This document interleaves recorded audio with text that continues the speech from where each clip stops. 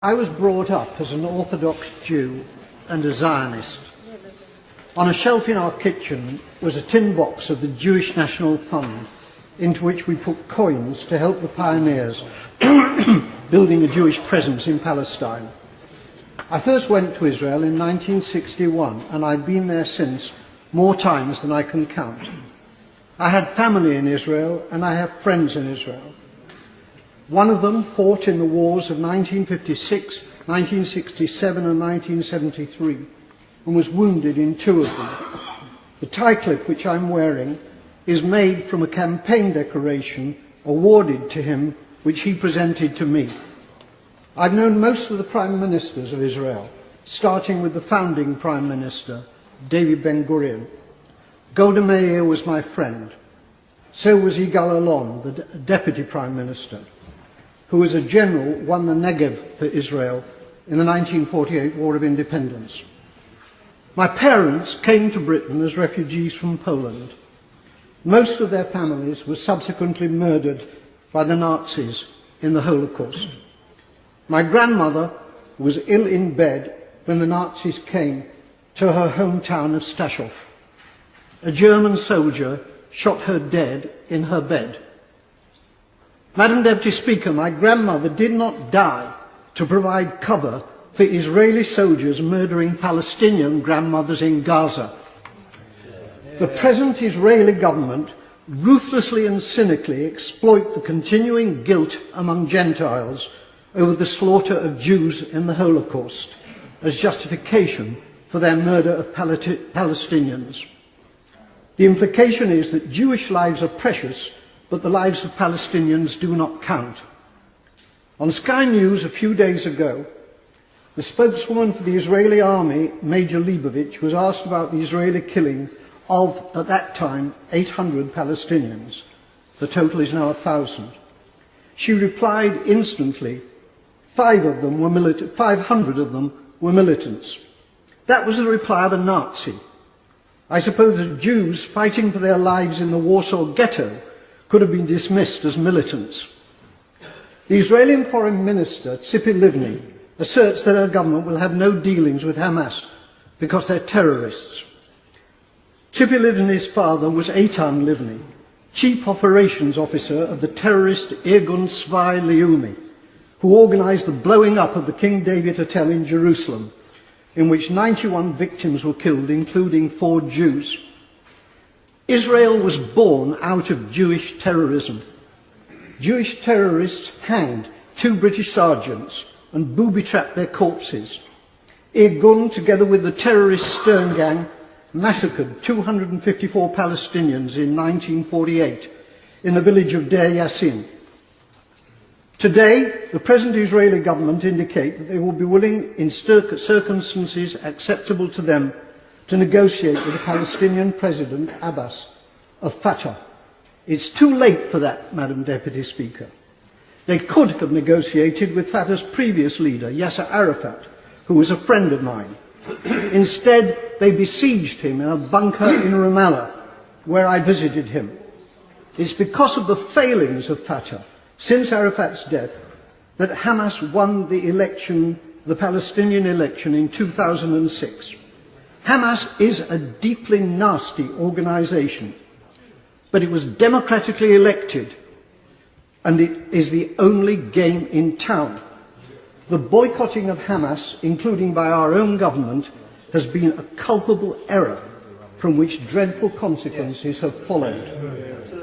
The great Israeli Foreign Minister Abba Eban, with whom I campaigned for peace on many platforms, said, "You make peace by talking to your enemies."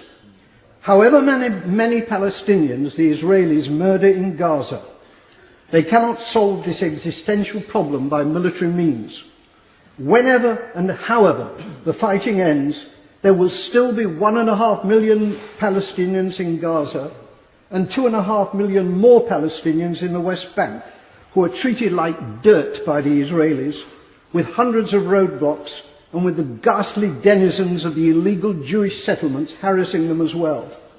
The time will come, not so long from now, when they will outnumber the Jewish population in Israel.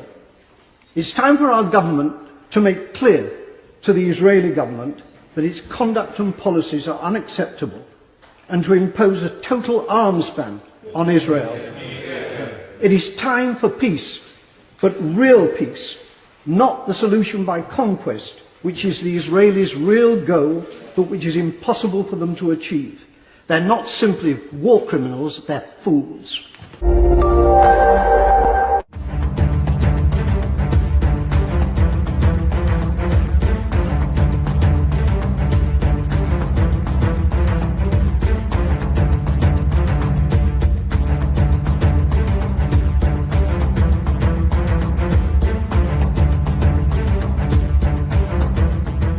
Welcome to the Daily Wrap-Up, a concise show dedicated to bringing you the most relevant independent news as we see it from the last 24 hours.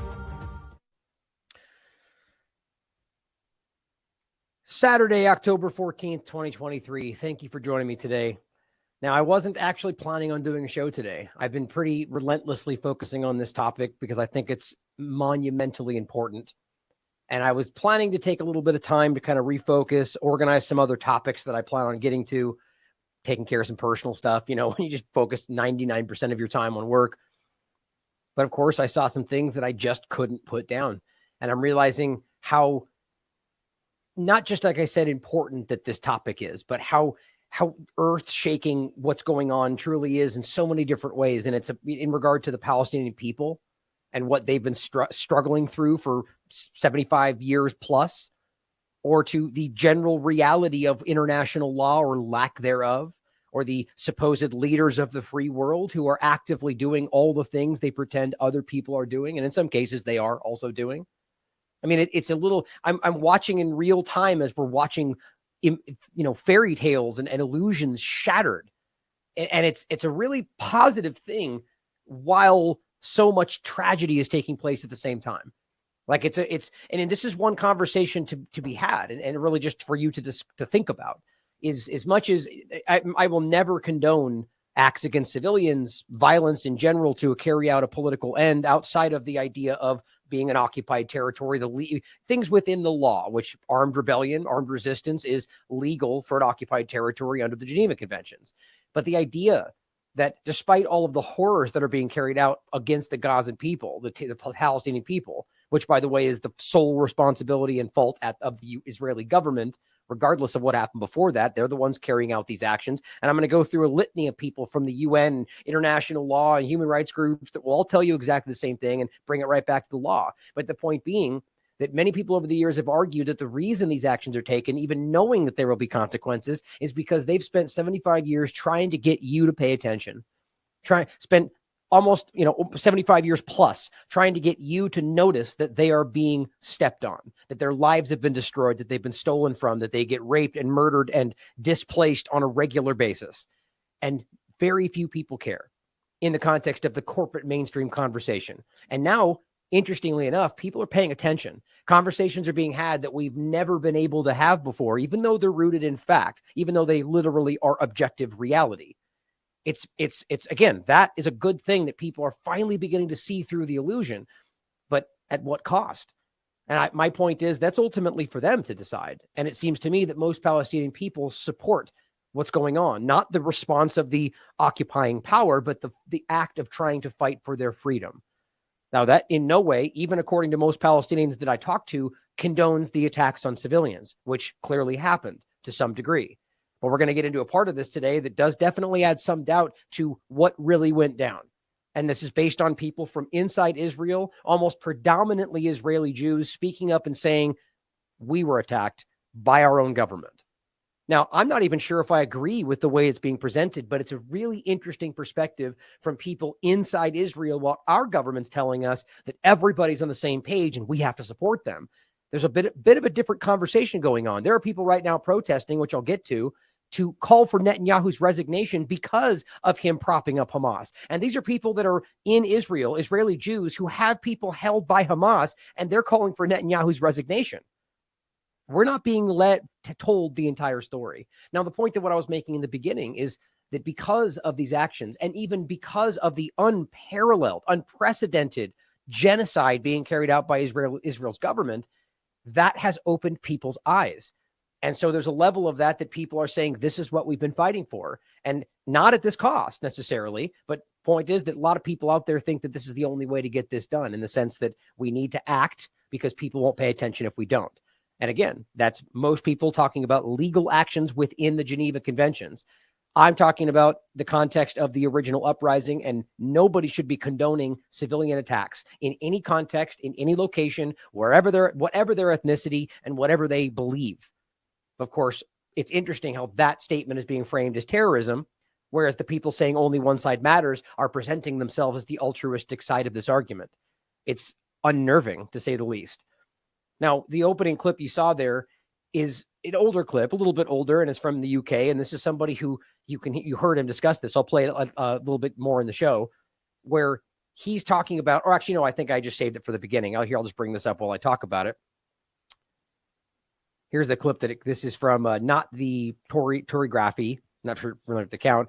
Gerald Kaufman was a Jewish member of parliament who served in government under multiple prime ministers in the UK, including Colgan and Wilson.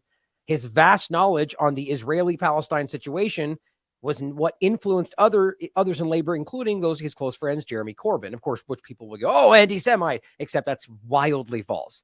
Another person who's understanding the history here and has been calling it out. And even once this all started, his stance was, I condemn attacks on any side.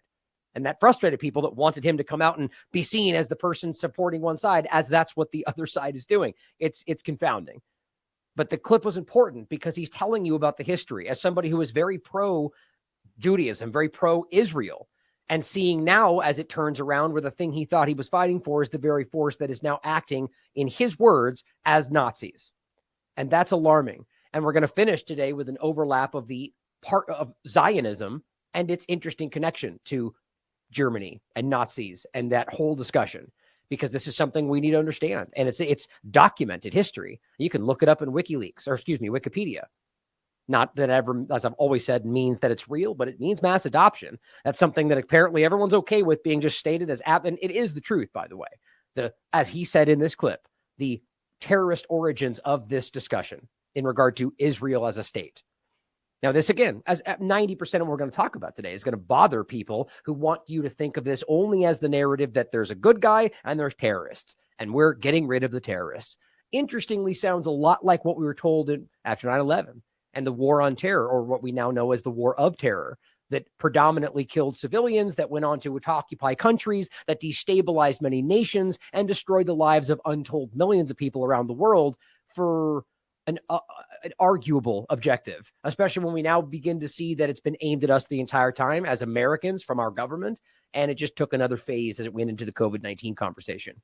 But that's for another discussion. Today, we're going to start with a clip or a post from the Times of Israel. Dan Cohen posted this as well. Now, maybe I didn't say it in general, but I think the whole point was today's focus is on what's going on still in this ongoing genocide and conflict, but also the kind of overarching points that of the main legalities, right? The idea that this is unprecedented, that what's happening is a targeted attack on the Palestinian people. And I'm not talking about the original incursion into Israel and what happened to the civilians. These things can exist at the same time. We need to be able to acknowledge that what's happening right now is genocide. And that does not in any way undermine or overshadow or ignore the fact that Israeli civilians are being hurt.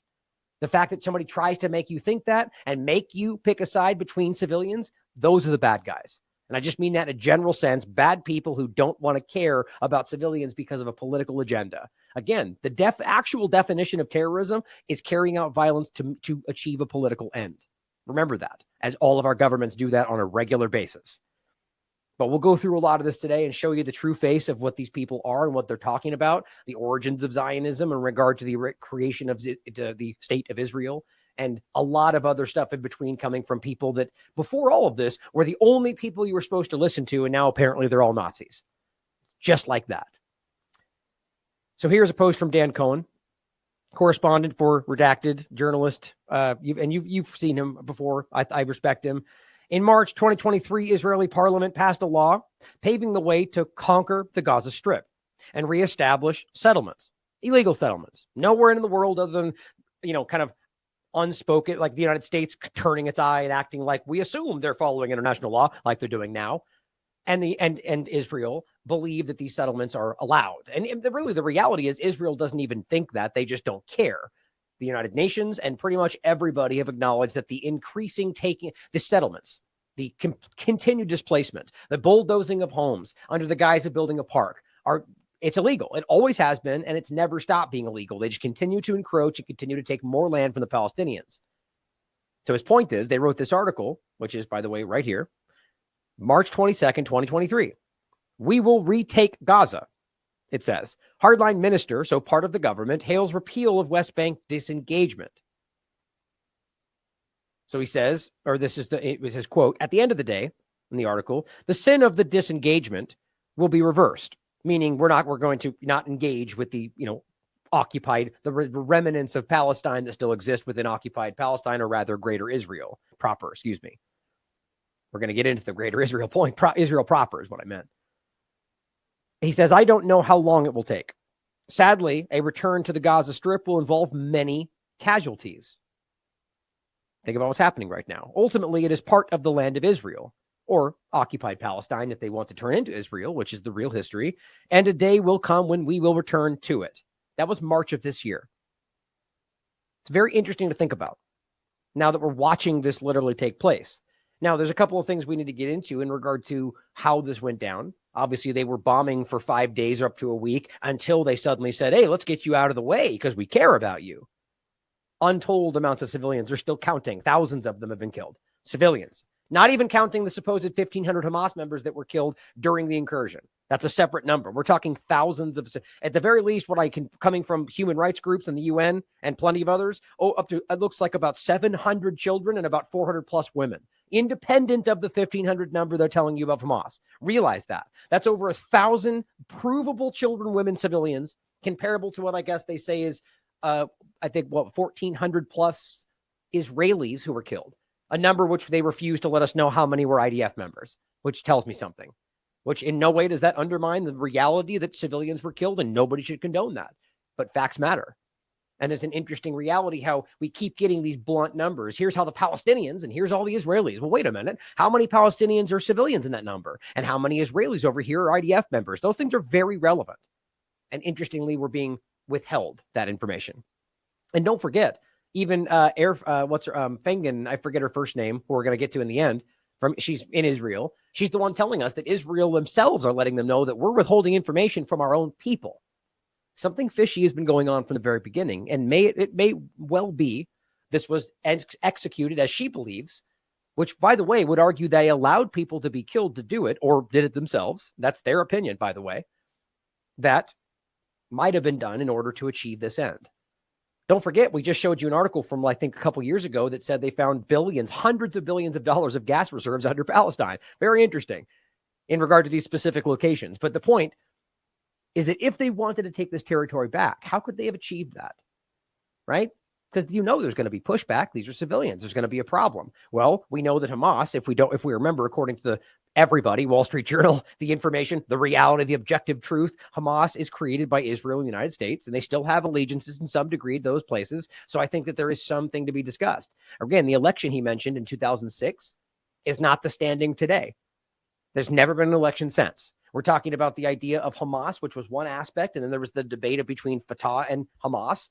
We talked about the Doha agreements, which kind of stalled, and now we're at a point where there's no election, and the Palestinian Authority seems to be the real ruling faction, which Robert argues is the tool of Israel. And I think most Palestinians agree. So when they continue to go, Hamas is the government, even though we know they created them, even if you want to pretend they lost control of it, the point is they're responsible for what they point at as the problem, which is pretty common tactic when you come to Western foreign policy. But that they're using this to achieve their ends.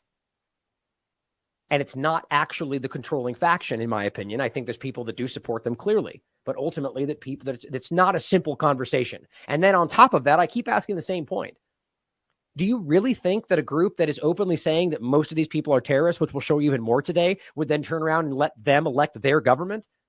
Call me a conspiracy theorist. I find that hard to believe. But they're going to retake Gaza. A few months later, it appears to be happening. And if you want to read the rest of the article, it's just more of the same.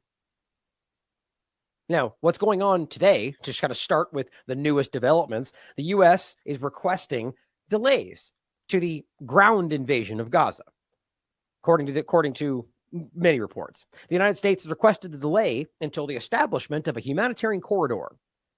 Right, and you know why we should be disgusted, insulted, almost laugh at how macabrely stupid that is? Because they let this go on for a week and then said, oh, hey, wait a minute. Maybe we should allow them to get out of the way before you carpet bomb the entire densely civilian populated area, one of the most in the world. Think about how insulting that is. I'm going to make the same point with Israel. The fact that you pretend like now you want to get them out of the way. And by the way, as they're even saying you have 24 hours to get out of the way, they're still bombing civilian areas right now as we speak, continuing. Even I think it was the New York Times said they've been bombing around the clock. There's entire city blocks that are razed to the ground. It was Lindsey Graham that said level it all, didn't he? How can you possibly pretend that he didn't mean the civilians too? I mean, these people are maniacs. So now they're saying, oh, wait a minute. Now we want to look like we care about civilians because clearly we've lost control of the narrative. Clearly people recognize that we're murdering everybody there. So let's get them out of the way. And I promise you, once this goes farther down the line, they're going to pretend like that was said first. And then it just happened. And then we lost the fog of war or whatever. They let this go on for a week before they even spoke up about getting them out of the way. And let's not forget, by the way, we just told you this. The State Department memo that was leaked says they'd want nobody in the State Department, none of their diplomats, who, by the way, the only job of a diplomat is to reach resolution, to de-escalate. They said they want no talk of de-escalation. We don't even want you mentioning the word de-escalation. That's what they told their government as they were carpet bombing civilians. Don't even bring it up. Is that a government that now goes, whoa, hold on, let's give you a corridor and get you out of the way? When 30 seconds before that, they were saying, don't even bring it up.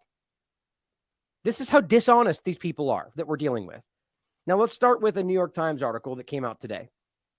Israel sticks to call for Gaza evacuation and readies a possible invasion. Now, realize that what they're saying there is that's because pretty much every international body is saying this is genocide. This is terrible. What you're doing is a war crime. You can't just displace millions of people on a dime with nowhere to go, with no assurances for safety or food or water or whether they can return. This is unparalleled, guys. Almost arguably in consideration to the very first time, because now we're at a time where this has been they have been doing this for 75 years. And now just to step up and act like they're doing it for them. I don't even know how they thought this would fly, even with the support of all of the Western governments, which, by the way, per my title, should really show you where they stand when it comes to human life, international law, human rights, civilians, anything we want to talk about. It says the United Nations and others condemned the call for more than 1 million people to leave. They've been saying this for days now. Israel, of course, just said, well, as the title says, they softened their initial timeline, which is not even really what happened, because really early they said that when they said they have 24 hours to leave, Israel responded by saying, no, we haven't even put a deadline on it, which to me does not mean that could mean longer. Because if you truly understand what they have done and what they continue to do, for example, with the maritime rules, pretending like they have legally they're supposed to have so many miles into the ocean to be able to fish. They break that on a daily basis, and the distance changes. So it could be 1 mile, or it could be 2 miles, it could be 5 miles. They don't know. So they venture out hoping to feed their families and get shot because, that day it was only 1 mile. That's a real thing, and you can easily look that up. And the point is, that is what they do to ensure these people get killed, in my opinion. How else do you rationalize that? So the point here is we're talking about pretending there's no timeline. So what these people go, okay, well, we don't know when we're supposed to be out of here then.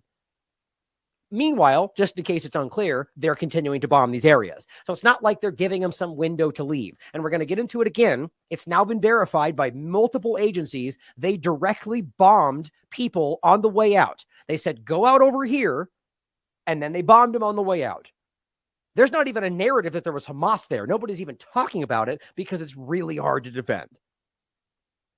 Here's what it says in the New York Times. This is from yesterday, excuse me. The United Nations and international aid and rights groups called Israel's directive unworkable or unlawful and urged it to rescind the evacuation. What point in history have we ever been in this time or in a position where any of these groups, any of the Western clout, these people that are in the club, right? Where they come out and take an action and everybody says wrong, illegal, unlawful, remove it immediately.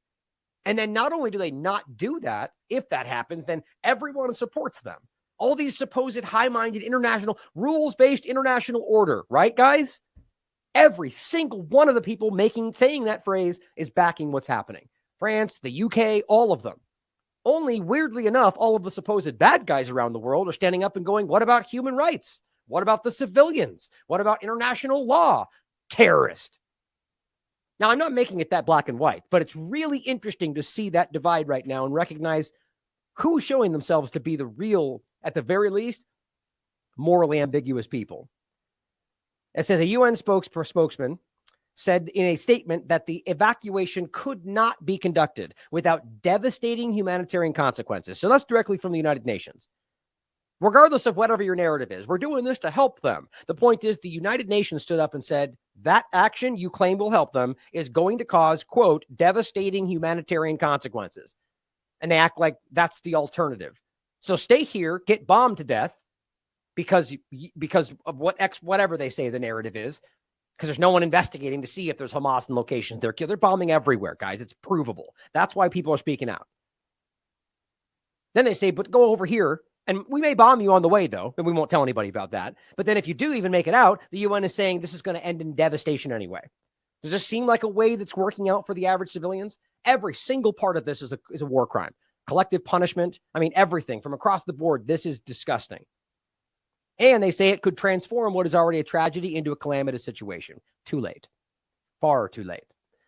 It says, but many others remained out of a necessity, fear, or defiance. Now, they're really desperate to make this out to be some human shield conversation, despite the fact that even the UN in the past has disproven that in regard to what's going on with Palestine. And we've talked about this already. On top of the fact that Robert himself has done these investigations and disproves these allegations, on top of that, we can prove to you, as we've done in this show already in the last week, that Israel has an open policy of using Palestinian children when they engage with other Palestinians. That's called a human shield, guys. Or the fact that they already used the Palestinian cages, which they said were Israelis, and it turned out to be Palestinians they were holding in cages. And they know, we'll forget about it then. We won't even talk about it if it's Palestinians. Exactly. Or the 400 to 600 U.S. citizens trapped in Gaza that are only just now being mentioned by the U.S. as of today. And still, they're bombing all over. I guarantee you they've killed Americans, and they're not even going to care about that. As long as they're Palestinian Americans, it doesn't matter. They've made that pretty clear. The point is, to argue that Hamas is making them stay there is wrong. It's a lie. It's not true. And you can hear this from the Palestinians. You can hear this from Hamas, but of course, I wouldn't take their word for it either. But on top of that, the statement that they're pointing at to claim that's what they're doing simply say, do not give up your homeland. It's not saying we're going to force you here for human shields. And that becomes this broad blanket statement that anywhere they bomb or anybody they kill was because Hamas was there. That is cowardly. And it's childish for people to take that excuse, especially since you know damn well you can't prove it and you're simply taking a side. And then to call us bad people for asking for evidence. Like, this has become inverted. This is a very alarming situation. Many of them are speaking up, and even the New York Times is telling them, look, they're there because they want to. Fear, defiance, necessity. Israel, quote, will continue to operate with significant force in Gaza City, it says, and will make extensive efforts to avoid harming civilians. Right, after a week of indiscriminate bombing, according to every human rights group and the United Nations and everybody else. But if you listen to Israel, you're anti-Semites and you're lying. Which one do you think makes more sense? Every single group that 30 seconds ago was on the other side of this argument, now going, you're killing people, and they just became anti-Semites, just like that. Isn't that interesting? Or is it more likely that they're very clearly, verifiably killing civilians at an unprecedented level, and they're pointing that out? And then the only thing you can say is racism. Because what else are you going to say? No, we're not killing the videos of babies coming out of the rubble. That's not us. That I wouldn't surprise me if they tried to make that argument. The point is, it's happening. And all they're doing now is going, we're doing our best, or pretending we're doing our best, as they literally aim at them as they try to leave. As it's not just independent media reporting this, guys. We'll get to it. Human rights groups and international institutions that condemned Hamas's assault on Israel also criticized the Israeli response, including the evacuation directive, the bombing campaign, and a complete blockade that has prevented fuel, water, food, medicine from entering and refugees from leaving, and shutting down electricity service for Gazans. right? So as they go, leave, get out of here. The point is the actions they're taking are making sure they don't, including bombing the crossing, which now almost every corporate outlet has admitted Israel did. It's getting very difficult for them to get away from how obvious this is. This is straight up terrorism. And that does not mean that what happened in the civilians in Israel is condoned. Isn't it interesting how that's what keeps happening. Even people in powerful positions, every time it gets brought up, but we have to remember they have a right to defend themselves. Everybody does. Okay, moot point, keep going. And that they kill people. Okay, nobody's denying that they kill people in Israel. That is unacceptable and they should be held accountable for it. But I'll tell you what, if you carpet bomb the entire area and we can't even find any way to investigate, the point is at the end of the day, it all becomes moot. Because, like, for instance, with these allegations we're going to get to later about people who were supposedly shot, but you've got people in Israel telling you that they think their government was responsible for what happened. How do you piece that together? And then how do we investigate when there's no evidence to be had because everything's been destroyed? It's very interesting. Now it says healthcare workers, international aid workers, and journalists were among those that were killed in the bombings. So think about this. If the New York Times is writing without caveat, without asterisk, saying healthcare workers, international aid workers, and even journalists have been killed in the bombings by Israel in Gaza, how in the world do we not see what's going on? How does anybody pretend are Hamas using them as human shields? Clearly not. I just showed you a Reuters journalist in Lebanon yesterday that got killed. They haven't even barely reported on that, even though it's very clearly the fact. We know he died. We know he was there. We know Israel bombed right there. It's pretty simple. And then on top of that, it's obvious because other people tell you who was there and saw him die. The point is, Israel's bombing just killed a Reuters journalist in Lebanon. And according to the New York Times, healthcare workers, international aid workers, and other journalists throughout Gaza. And UN workers, children in the schools at the UN schools, their pupils, the teachers. This is all provable, verified information from the highest level, and it just keeps going. I mean, I really am kind of blown away by how this is happening. I've never been in a time where I can read the New York Times and be like, oh my God, they're writing it right there. They killed journalists. Simple as that. Even realize that even if it was like they were aiming over here and it was a wayward missile, there still was accountability for the fact that they murdered a journalist or even accidentally did. But that's not even the conversation. Where's the United States standing up and condemning the killing of a journalist? Where's anybody doing that? This is very revealing. Quote, the horrific attack in Israel cannot justify the limitless destruction of Gaza, says the International Committee of the Red Cross. Think about that. That they're blatantly telling you what we're saying. The horrific attacks in Israel, which we're all acknowledging, do not justify the limitless destruction of Gaza, which is undeniably what's happening right now. While your government pretends like it doesn't matter. Tells you something about who they really are. Adding that the call to evacuate northern Gaza literally violates international law, period. You know why? Because it does. It's as simple as that. But nobody seems to care in the rules-based international order. Another relief group working in Gaza, the Norwegian Refugee Council, said the evacuation amounted to, quote, the war crime of forcible transfer. You know why? Because it literally does verbatim. The war crime of forcibly transferring people somewhere else that don't want to move via force. Redundant, but you get the point. I mean, think about how crazy that is. It's right there in the surface. And what's their narrative? Well, there's bad guys there. Well, there's bad guys everywhere. I mean, think about the idea of any number of Western wars. So they go over, they attack these people, and they say, well, there's bad guys there. Does that ever justify murdering mass-scale civilians? They've tried, but the point is there's all sorts of accountability. It doesn't actually ever get to them, but that also shows you the same level here. These governments are all doing the same type of thing. The difference here is that they're now acting like this isn't the same thing. That it's some kind of weird special category where they have a different type of right defense. I mean, it doesn't make any sense. I mean, I'm going to get into an analogy in a second about the reverse and the hypocrisy of it all, right? I mean, how about the idea that if the United States or any other government goes into a war and starts killing people and their people while on the ground commit a bunch of atrocities, which, by the way, happens every time. You go through any U.S. war, you'll find an untold list of atrocities committed by either individuals or directly from the power structure. Okay, so that argument, based on what they're saying today, invalidates anything they're doing. Right? Isn't that what they're telling you? That Hamas went in and killed civilians. That way, that means that nothing that happened is even considered. Well, that's not the case because the action was legal under Geneva Conventions for an occupied territory. But then there were crimes committed. See my point? It's not equally applied. I can point at every single war that these Western countries have committed and show you atrocities in every single one of them. So by their logic, none of those things should be valid. And you know what? Truthfully, many of them aren't, but that's a different conversation. While Israel directed Palestinians to go to southern Gaza, its forces were striking sites there too. That is right in the New York Times. While Israel was telling them to go to these places, they struck those places too. How do you pretend that's not a war crime? We're not talking Hamas. We're talking directed, and now we have it, targeted civilians. Just because they keep trying to pretend like there's no targeting, they just don't know where they are. Well, that's because that's just the same. Bombing an area indiscriminately is the same, or not knowing where they are or not caring is the same. But now it's even more specific. You're targeting them as they leave, according to the New York Times. Israeli airstrikes had killed at least 70 Palestinians and wounded 200 others who were simply trying to flee the northern Gaza in vehicles on a main highway to the south. There's video of it. I'll show you one of them today. It's confirmed by the New York Times. It's confirmed by the Associated Press, confirmed by NPR, confirmed by me, by Vanessa Beeley, by human rights groups, by the United Nations. But yeah, let's pretend like it's all anti-Semitism and we're all being lied to and only one side matters. Does that feel like that makes sense? Or do you feel like we're being lied to? 70 Palestinians who were trying to flee because they were told they could take that route to get out were killed. As assuming they could even make it out, by the way, because when they were doing this, they were bombing the crossing and Egypt wasn't allowing people to pass for very clear reasons.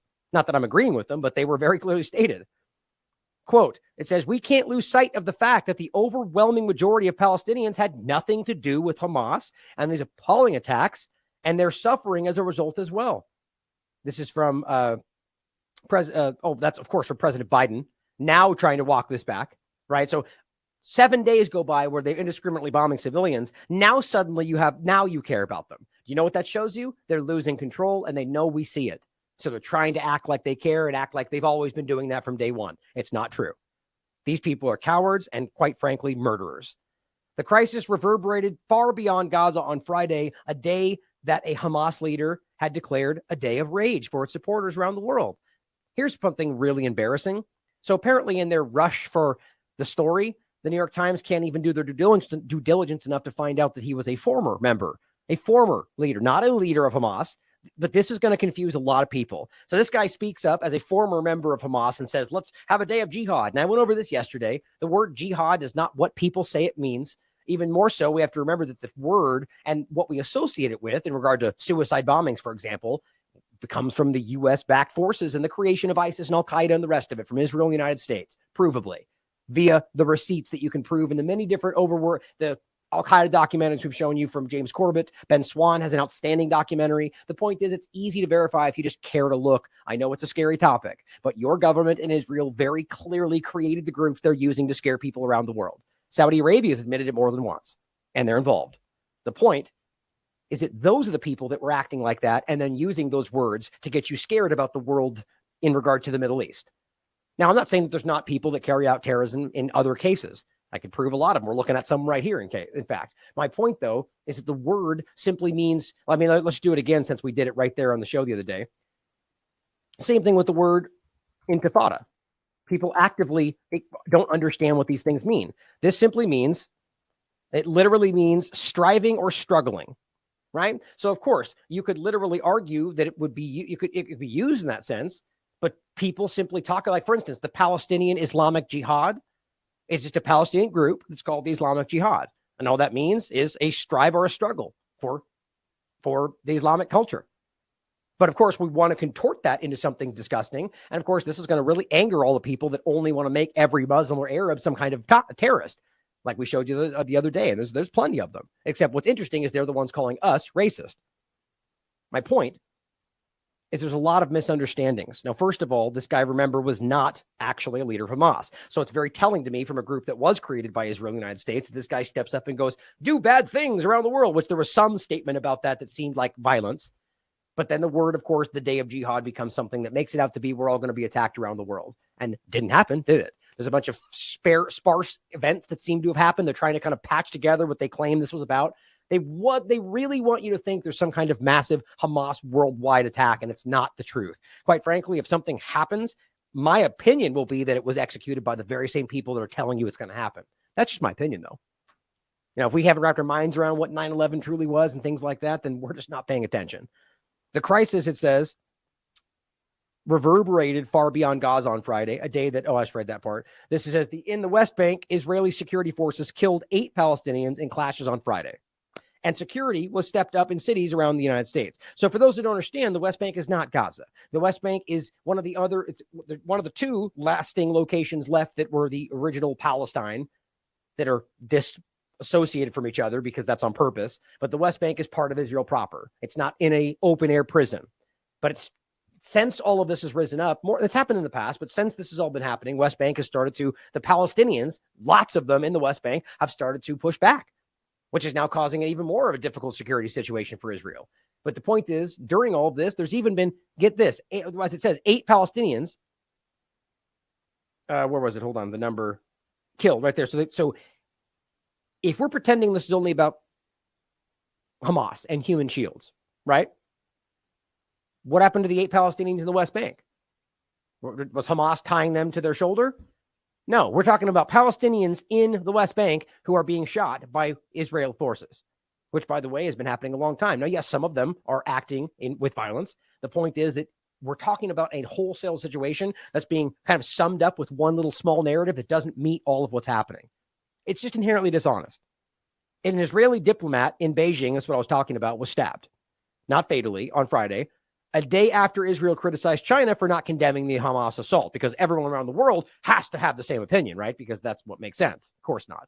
In France, a man the authorities said was under surveillance for suspected Islamist radicalization killed 1 person with a knife and wounded 2 others. The authorities didn't offer a motive. Well, wow, what a day of jihad. Clearly, that was what we were waiting for, right? I mean, these are some little small events. Who knows if those are even connected? The point is, that's what they want you to think is happening and rising. Not the New York Times necessarily, but the kind of narrative that's being spun to say this is some kind of rising event.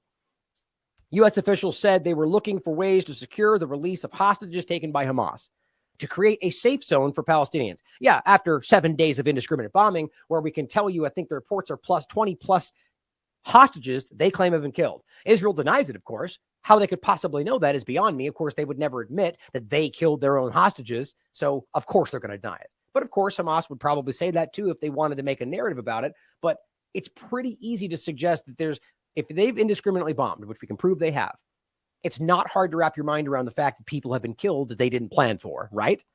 So I think it's easy to show which side makes more sense, but wait for more evidence. Now it says, and to get humanitarian relief into Gaza and evacuate foreigners who are trapped there, including some 500 or 600 Americans. That is the first time outside of NPR that I've seen any other platform mention that. And I've yet to see any U.S. government entity say, we're worried about the many civilians in there. Maybe I missed it, but it seems like they only care about one side of this argument, which really disgusts me. And I included this again. I put this out the other day. Simply pointing out, if you care about the American citizens killed or still unaccounted for in Israel, but could not care less about the over 400 American citizens in Gaza right now, per the U.S. Embassy, while Israel indiscriminately bombs, you're likely a terrible person.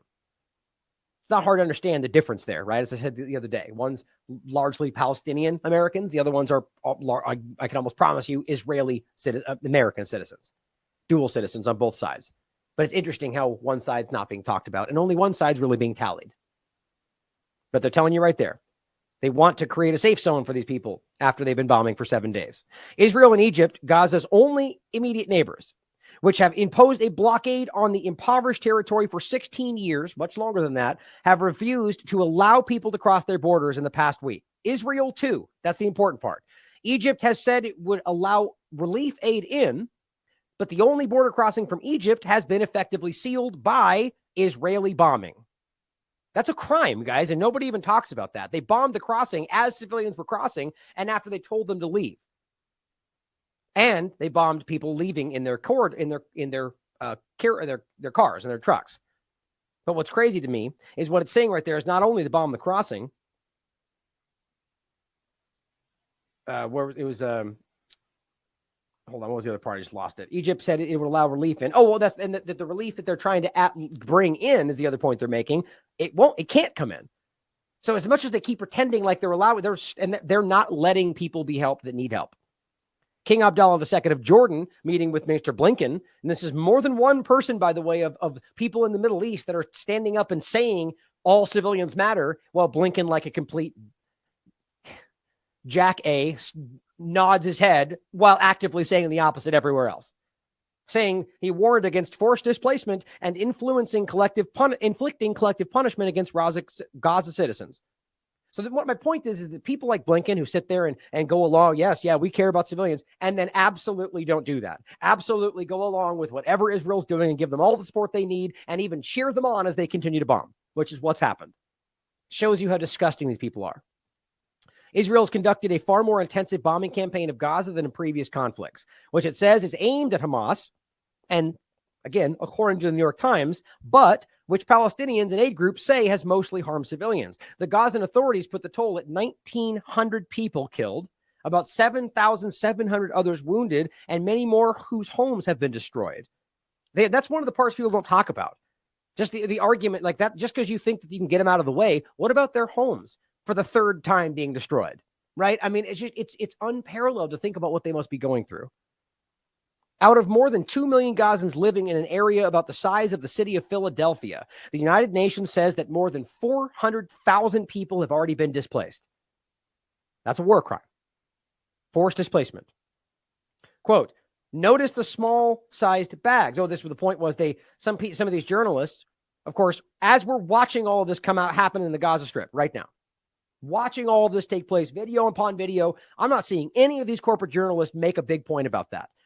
Yet here Israel calls them over and brings them in to come look at the things that have happened before. Now, I'm not trying to diminish what happened to Israeli civilians, but why are we still focusing only on that part of the story while this is continually unfolding? That shows you something. Both matter, but they're only covering one. I think that's very telling. Now, the point is they brought them in, and it says, notice the small-sized bags. They are children and babies. The smaller bags are of their body parts, which I think is important to note. They never saw anything but bags. Now, that's going to frustrate some people, but I've been showing you the stuff, the topic about this story and that narrative that's been walked back by nearly everybody, but weirdly continues to go forward. I'm not saying they didn't kill innocent civilians, but as Robert points out, and I trust Robert's due diligence more than most of these people, and my own, by the way, that I don't see any evidence of children being killed, not yet. And if we do, we'll talk about it. I do see evidence, at least video, of what appears to be children, or at least like teenage, younger children that were taken by Hamas, or rather, and this is interesting, by the way, that video that went around of Hamas with children. I don't know why we assume that means they took those children. It could be, sure. But it looks to me like that was Hamas going around doing what they were doing and just not being cruel to those children. But again, the point is there's no context. So we don't, and what they want you to do is assume, and that's why one side puts it out and says, look how they didn't hurt children, which is what it looks like. And then the other side comes out and goes, they're holding children hostage. And yeah, sure, they look like they're smiling, but then the people go, oh no, they're holding them as human shields, that's the narrative on either side. Well, why don't we wait for context and facts? If the children don't get hurt and they weren't holding them and it turns out that way, well, then we should talk about that, but they'll never admit that. And we should wait for facts. But according to Robert, Vanessa Bailey, and plenty of others, this is something that they argue that they're not, that the body, not individuals that might act on their own accord, wouldn't do. But that's for you to decide. It says the Israeli military said on Friday that allegations that it had used white phosphorus were unequivocally false. So this important. I'm glad this followed that claim right there, because that's provably true. There's been 4 different videos that unequivocally, even according to munitions experts, said that's white phosphorus. They use white phosphorus, and that's why I had this up. It's not even that hard to wrap your mind around, seeing as how the Human Rights Watch has already covered this in the past. Israel's unlawful use of white phosphorus in Gaza. It's a very obvious thing. And yet they just said, liar, fake news.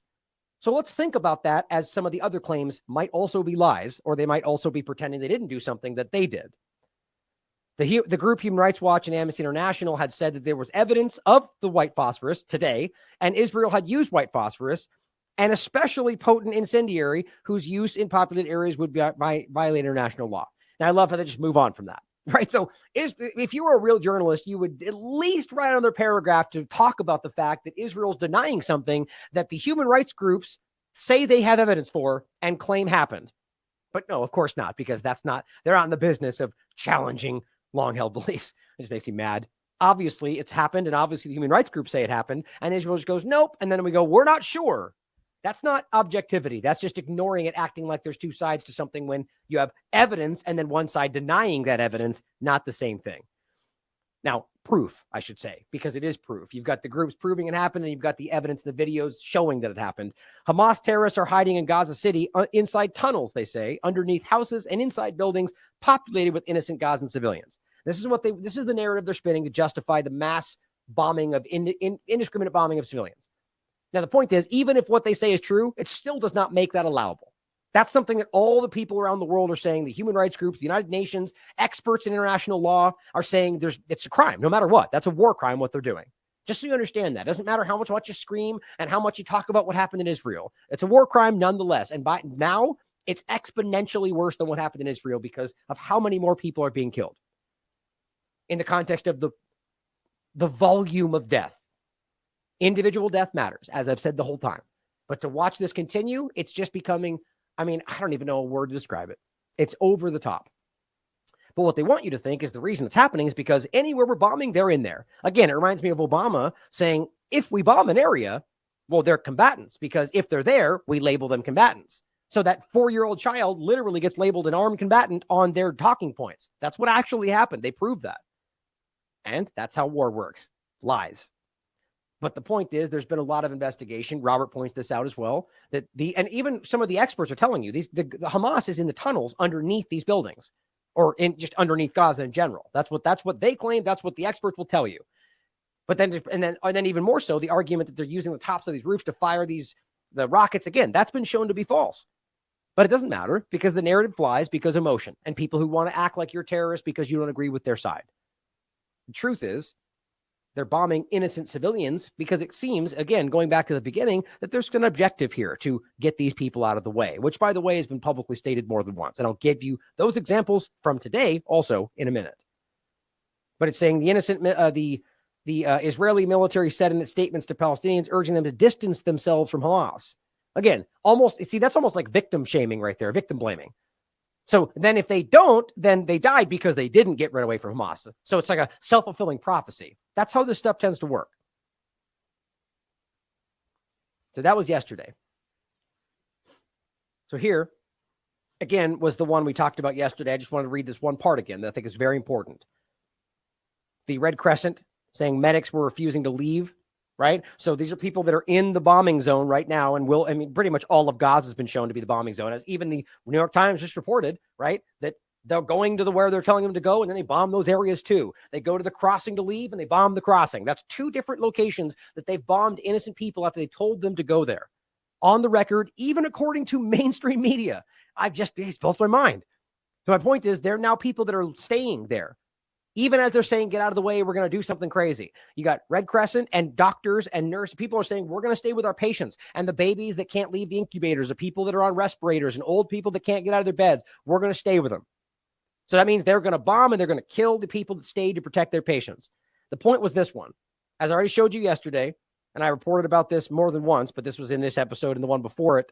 Maybe it's right here. Now, it's not in the links right there, but the one I just talked about where I listed off the title saying they killed this many UN members, this many teachers, this many kids. The point is, even according to the Associated Press and the United Nations themselves, the agency, the UN specific agency for Palestinian refugees said that it would not evacuate its schools. That's what they're saying. When they're saying we're going to bomb, they said they would not. And the number, as I remember, was 212,000, I think, over 200,000 people are in these schools because they're not just because of the normal schools, but because they've gone there for shelter. So now you've got United Nations members, hundreds of thousands of children and injured people, women there for shelter. And they're saying pretty much that they can't leave. So think about how disgusting that is, that they're telling you that they're going to bomb, which, by the way, they already are, and they've already killed 11 members of the UN team and 30 pupils of their schools, according to the mainstream media and the United Nations, that they're going to continue to do so. But they're going to possibly kill 212,000+ innocent people in these areas simply because they weren't able to leave. But hey, they gave them 24 hours notice, right, guys? Makes me sad. So let's bring this to more so today. Here is something that Dan Cohen shared. Israel Defense Minister Yoav Gallant, making it easy for international prosecutors to demonstrate his genocidal intent.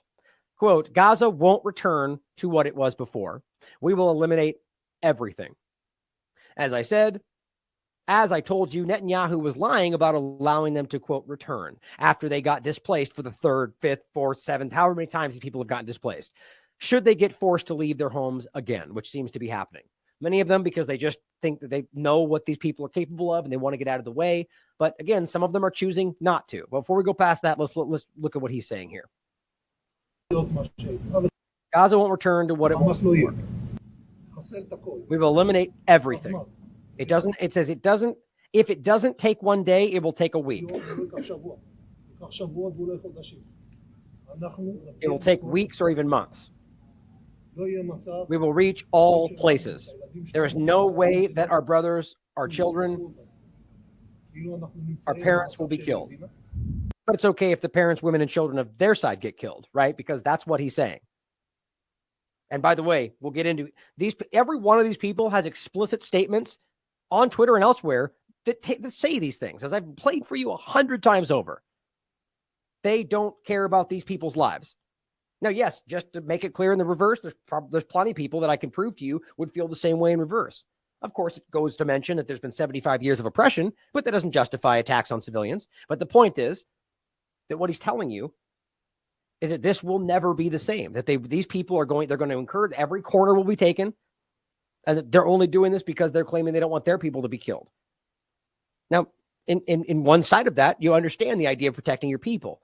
But the idea of going after and doing so at the expense of an entire civilian population is the very thing they pretend they're fighting against. He says, and we won't react because we are a state. I'm not even sure what he means by that. Our parents, and he says, yeah, and we won't react because we are a state. So, it's like, I guess that's supposed to compare it like the idea that Palestine isn't. And somehow that's why they're reacting, even though it just doesn't hold any water. These people are the most reactive people. But he says, so we understand that Hamas wanted, the Zionist organization, by the way, we understand that Hamas wanted to change the situation. It will change back 180 degrees. So, that's basically a very not very veiled way of saying we're going to return on them what they did to us. And they will regret this moment. They will regret it. Yeah. Well, Hamas or Palestine? Yeah, that's the whole point. And as he's making very clear, you can't do that, as Dan Cohen is making clear, without harming civilians, or at the very least, without taking action like this without consideration for the civilian population that is present. It's basically it's the same crime. You just don't get to close your eyes and stomp your feet and act like I didn't know they were there. Doesn't matter. And as Mark John points out, can you imagine a Russian representative saying that? Like, just think about how ridiculously hypocritical all this is. The double standards everywhere. If Putin stood up and literally said, we're going to go into Ukraine because they killed our people and we're going to take them out from corner to corner. Can you even imagine what we'd be hearing for the next year? Just because you have a different personal opinion on what these people are does not change the fact that the actions are the same. And under international law, that's the whole point. Like that clip we played for you in the very beginning. All the Palestinian representatives are asking for is equal application of international law. End of story. Not happening. Now, here are some residents in Gaza still, and I'm seeing a lot of this where they're saying Gaza residents organized dozens of these protests and they're just refusing to evacuate. They're chanting, we prefer to die and not to be humiliated. Not in some kind of act of violence. They're just standing present. They're standing. This is a non-violent protest. They're choosing to stay in their territory. That's the point I was making the other day. Just because they want to make it out to be anybody present is therefore supporting terrorism. It's a clumsy and illogical and insulting argument. These people have just endured decades of oppression, and they're now being forced to leave again, and the world's acting like it's in their benefit. It's a crime, guys. That's another in a long series of war crimes. And even on top of it all, to add insult to injury, they're saying, oh, they're doing it for you. Talk about contorting the reality to suit what you want to accomplish. Everybody who understands the history is going, my God, you're just blatantly framing another Nakba or displacement as some kind of protection. It's insulting. And on top of that, as they're currently still bombing Gaza and bombing anybody who tries to leave. You just can't ignore these things. Now, Francesca Albanese, UN Special Rapporteur, says, and I actually have a clip of her later on the show. First of all, this is this post saying Israel claims that these routes will be safe for 1.1 million people. Look at how far that is, by the way. This is what they're talking about, walking that. Palestinians to vacate the north of Gaza between, and this was posted today. What they're saying is between these hours, and as I understand, I don't think it's actually happened. I believe we're past that right now because it's on the other side of the world. No assurances for their safety in areas that they're forced to. No essential humanitarian relief allowed to meet their needs. No guarantee of return. I mean, guys, that's egregious. That is not only, that's an insult, but it's a war crime. And what you're doing is forced displacement, and you're not even trying to meet their needs. You know why? I think we know why. These people they're hurting these people. Again, if you can't recognize that they're bombing them as they leave, you think they care if they're fed? It says, at this tragic hour, and this again, the UN Special Rapporteur, and it says, striving to end apartheid. In this tragic hour, Palestinians in Gaza are forced to seek refuge en masse, possibly entering a new page of their forced exile, which is what I'm talking about. It's not for their protection. I call upon the UN, its member states, all people of conscience, which seems to be a dwindling number in my opinion right now, to push for an immediate ceasefire. History will judge us if we fail to act immediately. I hope everybody out there listening who maybe agrees but's too afraid to say anything, recognize that.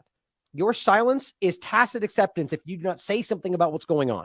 I'm not saying you have to get up and take violent action. What I'm saying is point out a crime when you see it. Stop pretending like these people that are out there acting like one-sided. There's only a one-sided story here, like KJP stupidly said. Call them out for it. There are civilians on every side of in any conflict, and it matters. And now what we're watching is the mass genocide of one side of that because of violent attacks on some on the other side. And it's just despicable. Now let's read an article from today. This is from the 14th. Palestinians in Gaza struggle to follow the Israeli evacuation order and face dire water shortage. It says 1 million people have been displaced in total in 1 week. That's as of today. 1 million people have been displaced. I mean, that alone is unreal, guys. Now, again, let's not forget how in 6 months, everyone's going to pretend like all these refugees are somehow invading people's countries. Like, this is disgusting. And this is what always tends to happen. The only difference is right now, we are forced to see, some of us anyway, what's building this. But realizing these other examples of like Venezuela, or rather just South America, or in Europe in general, we don't always see the illegal U.S. actions and others that are bombing and causing the refugees. Or we just ignore what's going on in Syria and act like that's not causing. The point is, this is typically how this works. These people don't want to leave, and then they get treated like they're somehow, well, they are ultimately a burden, but it's not their fault. It makes me sad. And look, you can't ignore the fact that people might use that migration to carry out attacks or to manipulate people or use politics to, that's all part of it. And that makes me even more sick that people use suffering people for their ends and act like they're there to help. Overall, 1 million people. Just makes me sad. An estimated 35,000 displaced civilians have crammed into the grounds of Gaza City's main hospital, which, by the way, seems like where a lot of people are going to die if Gaza goes through, or Israel goes through with what it's going to do, sitting under trees in the empty grounds, as well as inside buildings, lobbies, and corridors, hoping they will be protected from the fighting, according to medical officials who have chosen to stay behind. Quote, people think this is the only safe place after their homes were destroyed. Not Hamas, innocent civilians, and they were forced to flee, according to the health ministry. Gaza City is a frightening scene of devastation. Man, anybody ignoring this right now is unparalleled. Like, you are the worst person alive. If you can't acknowledge what's happening to them, I don't even know how you. Water has stopped coming out of taps across the territory. I'll let it read. I was going to jump ahead, but I'll read the second. I'll let it keep going. The point is the water is contaminated. The water stopped coming out of taps across the territory. Amul Abu Yai is a 25-year-old pregnant mother in the Jablaya refugee camp. Jablaya refugee camp. So you got a pregnant 25-year-old refugee. So that's just one person, right? Not Hamas. The fetus inside of her is not Hamas, right? These people are suffering. She's struggling. She doesn't have nowhere to go. She has no food, no water. She says she waits anxiously a few minutes every day or every other day even when, guess what? The contaminated water trickles from the pipes in her basement. That is unreal. This pregnant woman from a refugee camp has to wait possibly every other day from her own basement for contaminated water to trickle out, and they drink that because that's all they got. She then rations that contaminated water, prioritizing it for her 5-year-old son and her 3-year-old daughter. She said she's drinking so little herself, she only urinates every other day. But it's all good because we're fighting Hamas, though, right, guys? Near the coast, the only tap water is contaminated with Mediterranean seawater because of the lack of sanitation facilities. Not by their own choice, guys, because the aid that gets sent never reaches it to them. Pennies get. The point is, we've proven over the years, even human rights groups have talked about this, that the aid that gets sent gets used by goes to the Palestinian Authority, it goes through Israel, and a lot of it doesn't even make it to them. And then on top of that, they're not allowed to do whatever they want. They can't just build all the things they need because it gets attacked or it gets removed or they won't let them. They're not in their own little city. This is an occupied territory, an open-air prison. If you don't understand that, then you're not paying attention. Near the coast, the only tap water is contaminated with seawater. Mohammed Ibrahim, 28, said his neighbors in the Gaza City have just taken to drinking salt water because they have nothing else, which means they're going to die even faster. The Israeli military's evacuation would force the territory's entire population to cram into the southern half of Gaza as Israel continues to strike across the territory, including in the south. Right, including in the areas they tell them to go to. That's what that means. Ram Swalim said he and at least 5 families in his building decided to stay put in his apartment near Gaza City. Says, quote, "We are rooted in our lands. We prefer to die in dignity and face our destiny." Of course, when they die, they'll pretend that that was Hamas, and that's how that works. But this is people that are done running, done being displaced. We're going to stay in our land and die with dignity. The UN Refugee Agency for Palestinians expressed concern for those who could not leave. Now, every other narrative aside, guys, every other narrative aside, pretending Hamas is everywhere, whatever you want to tell yourself, how do you rationalize this, which we've already shown you, people being killed, pregnant, children, women, people in hospital, UN members. The UN is telling you that the people that aren't even allowed to leave, so they're going to get stuck there and they're going to die in this massive thing that's about to happen. Particularly pregnant women, children, older persons, persons with disabilities, saying that they must be protected. The agency also called for Israel to not target civilians because that's happening, guys. As much as people scream foul and don't want to say it's happening, we can prove it's happening. I just did. Targeting hospitals, schools, clinics, UN locations, all of that's been struck already. And realize, if you just want one provable example, in this moment, the UN location did not house Hamas. That's the UN who's already spoken about this. That, as I said, 11 plus people of their own staff have been killed. 30 children in their school have been killed. Teachers, engineers. So if you could understand that that happened, stop pretending like all these locations are Hamas. Al-Shifa Hospital was receiving hundreds of wounded every hour and had used up 95% of its medical supplies. Those are all civilians. Hospital director Mohammed Abu Salim said this: "Water is scarce and the fuel powering its generators is dwindling." Quote, "The situation inside the hospital is miserable in every sense of the word," he said. "The operating rooms don't stop." An Israeli military spokesman, Jonathan Conricus, said the evacuation was aimed at keeping civilians safe and preventing Hamas from using them as human shields. You know, you're doing it for them, right? You're bombing children's hospitals and UN members for them. Of course you are. He urged people in the targeted areas to leave immediately and to return only when we tell them to, except the other guy's going, "You're never coming back because we're going to blow it all up and it's never going to be the same. But we'll tell you when you can come back. Go ahead and leave. And we'll bomb you on the way. But go ahead and leave. And then we'll bomb the crossing. But go ahead and leave." Oh, and that's right, that they're not even letting aid and not letting them cross. The idea that they will let it bomb for 7 days and then tell them to leave. If you believe that, I've got a bridge to sell you.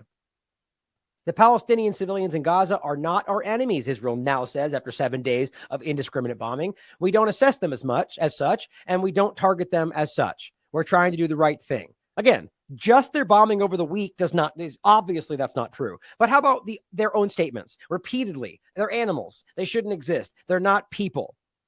Over and over and over. But I guess that just doesn't matter, right? Because that these are taken out of context or it's not the right information. They're saying this because the world's beginning to pay attention.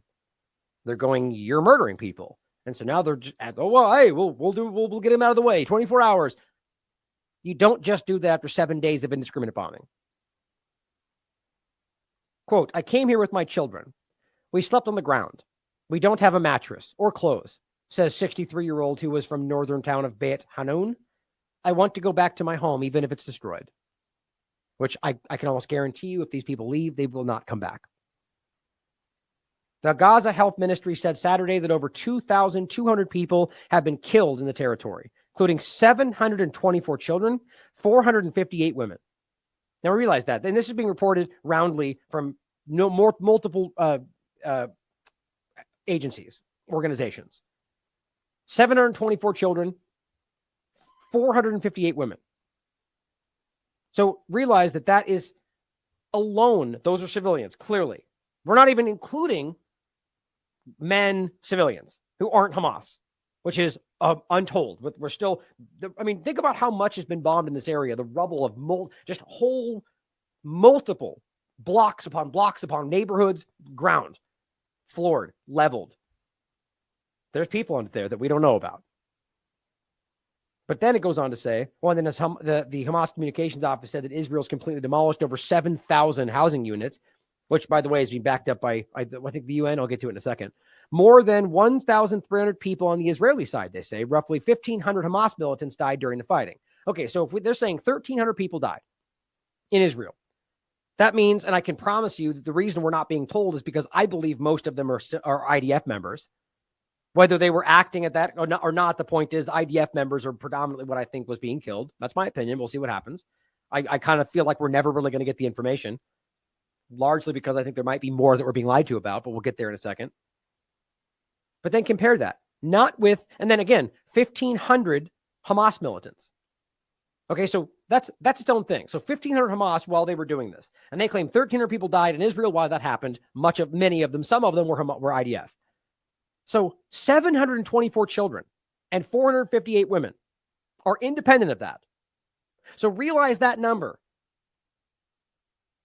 Guys, that's right now that we're looking at almost the same amount of people killed just in women and children in Gaza than what they claim the entire Israeli side has suffered, many of which were IDF.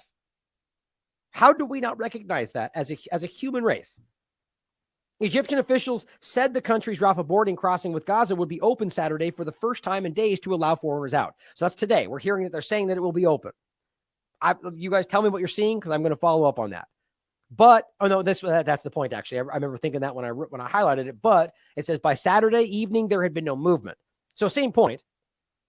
I guess as of right now, nobody has tried. And you know why? Because I think they know they're going to be bombed. Because I know they bombed the crossing and they bombed anybody trying to cross. That's already happened twice.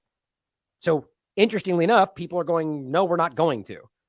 Either way, the point is people are there and they're going to continue to bomb. It says there were believed to be some 1,500 people in Gaza holding Western passports. 1,500 people holding Western passports. You realize that makes them U.S. citizens, guys. Well, actually, I'm pretty sure if you have a passport, you have to be a citizen, right? And I think because if you have, I believe so. Let me know in the chat. I'm thinking if there's any kind of like a weird middle ground in that, like maybe refugee. I don't know. But bottom line is we do know that according to the UN embassy that there's 400 to 600 U.S. citizens in Gaza. Now they're telling you there's some 1,500 people with Western passports. Oh, excuse me, Western, not just the United States. But it says and additional people with passports from other parts of the world. So there's citizens in Gaza from all around the world, and they're bombing indiscriminately. Crazy. Egyptian authorities erected temporary blast walls on Egypt's side of the crossing, which has been closed for days because of Israel's airstrikes. Again, every outlet in the world is acknowledging that Israel bombed its own crossing. That's a war crime. 2 Egyptian officials said on condition of anonymity because they were not authorized to brief the media. Everyone knows, but everyone's lying in regard to the governments.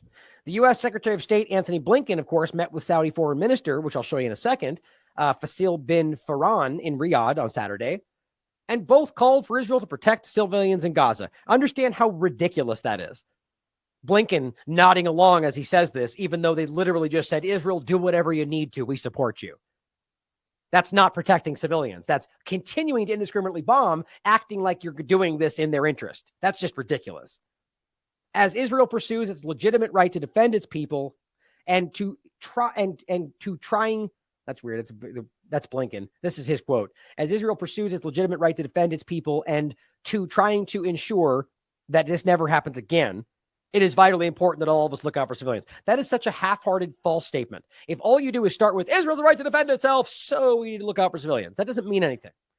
As they pursue those things are different conversations. You don't get to pretend that because they defend themselves, therefore that might cause casualty. If you kill civilians, that's a crime. But as long as they bunch them together, when anybody talks about civilians, they go, what about their defense? What about the other people that get killed? Well, what about it? Those things matter. We can talk about those. But what about the civilians being killed? That's just a childish, cowardly redirection of the information. Everybody in the world has a right to defend themselves. Interestingly, I did find one group that the world doesn't think they can defend themselves, and I'll show you that in a minute. But Blinken doesn't believe that. It's clear by their actions. And especially when you start with, as they pursue their legitimate right to defend themselves, we'll look out for the civilians. How do you even pretend those sentences even go together? Hamas said Israel's airstrikes killed 22 hostages. So now they're telling you 22 people that have been killed, including foreigners, which I believe are probably multiple. The idea is I believe that there was a huge number of the U.S. civilians, but now they're saying 1,500 of Western passports. So that would mean potentially even majority of them are not American. But in any case, plenty of other foreign nations they're claiming, and I don't know why nobody else cares about that. But it says it didn't provide their nationalities, and Israel military denied it, of course. Of course they would, especially if it happened. In the occupied West Bank, the Palestinian Health Ministry says 53 Palestinians have been killed since the start of the war. So that's one more day forward. Now we're up to 53 in the West Bank, including 16 just yesterday. The UN says attacks by Israeli settlers have surged. There's your point. Even the Associated Press can acknowledge that Syrian Girl's been covering it. There are roaming groups of settlers with machine guns that are just killing Palestinians. And even the corporate media can talk about it. And the United Nations says attacks by settlers have surged on civilians. Why doesn't that matter? As we're all pointing in one certain direction, you've got other allegedly civilians, but again, my opinion, they're count as occupying forces, armed occupying forces, but that's a conversation to be had. But you're telling me they're walking around with guns and killing Palestinians at up to 53 now in the West Bank. But no big deal. We won't even talk about it. The U.S. and Israel's other allies have pledged ironclad support for the war. Exactly. So here's Blinken up here nodding like an idiot. Yeah, we care for civilians, but then goes and says, do what you need. Whatever you need, we support you. Makes me sick. So here is ex-Israeli deputy foreign minister, and this is a really important point that was just made. They claim they care about these people, right? Isn't that the whole argument? That they're saying we want to get the civilians out of the way, right? Because we want to make sure civilians don't get hurt. And in saying so, they're very clearly drawing a line between Hamas and civilians. Even, I know they don't mean that. The point is that they're doing that to make it seem so you think that they're trying to get them out of the way. But even in that narrative, it exposes one very important thing. Told everyone to leave the area. Where were they to go? Okay. Very, I mean, this is thought out. It's not something that we tell them, go to the beaches, go drown yourselves, God forbid. Not at all. There is a huge expense, almost endless space in the Sinai desert, just on the other side of Gaza. The idea is, and this is not the first time it will be done, the idea is for them to leave over to the open areas where we and the international community will prepare the infrastructure, tent cities with food and with water. You know what? Just like for the refugees of Syria that fled the butchering of Assad a few years ago to Turkey. Which was not even what was happening, by the way. But, just happy to conflate other propaganda narratives. Right. Assad was being framed for attacks by the U.S. government, as even the UN has confirmed what they lie about today. Turkey received 2 million of them. This is the idea. Again, I say there is a way to receive them all on the other side for temporary time on Sinai. Because what did Hamas turn out On the of other Gaza? side, are we talking Gaza- about Rafah? Are you saying the other side that go to Egypt? Yes, absolutely. Absolutely. And Egypt will have to play ball because this is human life is at stake. Well, we want to open a humanitarian corridor so they can leave. But if Hamas... Right. So they can get the hell out of there, because isn't that what they ultimately want? So you could even make an abstract argument that a lot of this being so over the top was meant to make you think, oh, okay, as long as they stop murdering them all, then we'll accept, even though it's also a war crime, mass displacement yet again, because let's get them out of the way. That's an interesting thing to think about, especially since we just showed you in the beginning, in March, they were already talking about how we're going to take Gaza back. So now this seems to be leading in that direction. And now even we know the whole problem, reaction, solution mindset, right? So you act in such an over the top way so people go, whoa. And then you give them the argument you actually wanted was, let's move them into Egypt. And everyone goes, okay, that's better than killing them all. Something interesting to think about. So that who can leave? Hamas- So that who can leave? Citizens? Yes, absolutely. Absolutely. And Sorry, I just rolled it back a second. That seemed like it was fluid. I rolled it back a second because I want you to hear this in success continually. This what he says here is important. Egypt will have to play ball because this is human life is at stake. Well, we want to open a humanitarian corridor so they can leave. But if Hamas... So that who if can leave? Hamas- So that who can leave? Citizens? You're saying civilians can leave, but only through the Rafah border, correct? At this point, yes. So they can't because come. where else? Your country. They can come into Israel. I'm telling you one more thing I want to say. No, but I want you to address that point. Don't just smile, sir. Respectfully, you're saying you're making a corridor. They can go to Egypt. You're bombing them. You say you want to save them, but they can't come in. First of all, I'm not smiling. I'm crying in my heart. Right. That's an excellent point, if you understand what he's getting at. But then, of course, I want to show you this. This guy just says, I'm not smiling. Yeah, hardly. Then he simply just says, the man cannot even be honest about his own face. The point is, you pretend you care about these civilians, right? We care about them. We want to get them out of the way. And again, the point was, by doing so, you're clearly you're saying they're not Hamas. So these people are not our enemy, even though that's not true in my mind and by their own statements. But so you're saying, okay, but he goes, but they can only go to Egypt.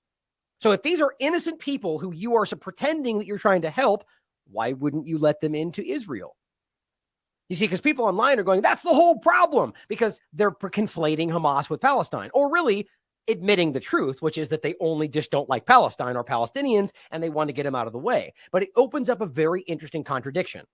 If you're trying to protect them, there's an easy answer to this, especially even since there's an West Bank. Look, it's going to be impossible. And the point would be that this shouldn't be happening to begin with. And I'm not saying they should move out of the place that they're currently in. What I'm saying is this narrative exposes the fact that they don't care about them, that they're pretending to get them the hell out of the way. And there's a very simple solution should they need to move them, is the idea that they could let them into Israel to make sure that they're safe while they deal with Hamas.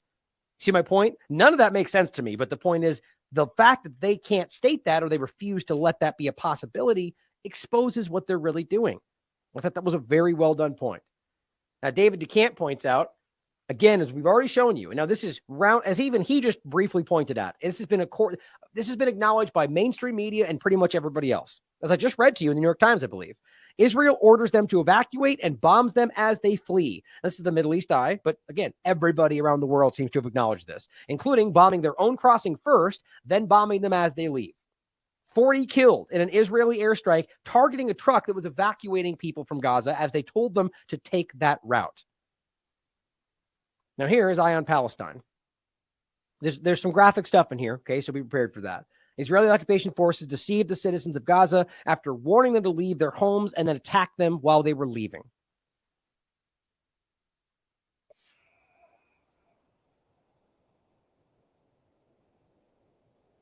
This one, just a guy's very upset.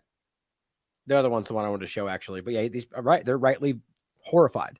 People died, likely some of their family members. Here's the ones that survived.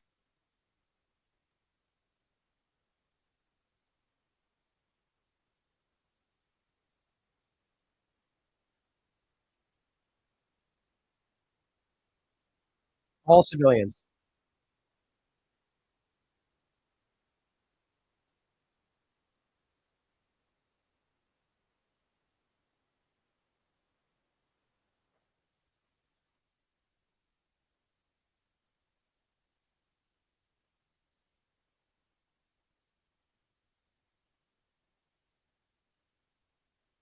Also, just take note of how many people are still there refusing to leave.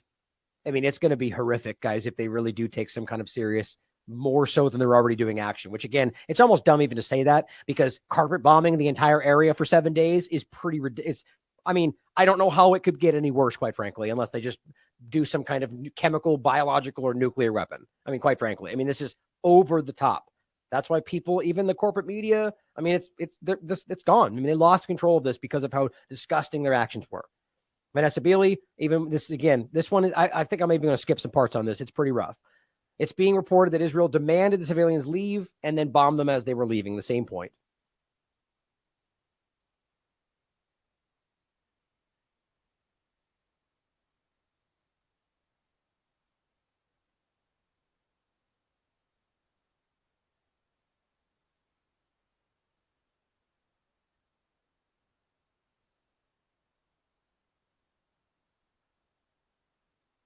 And we showed you the video yesterday of one of these trucks that had people in it that were just, some of them dead, some of them bleeding.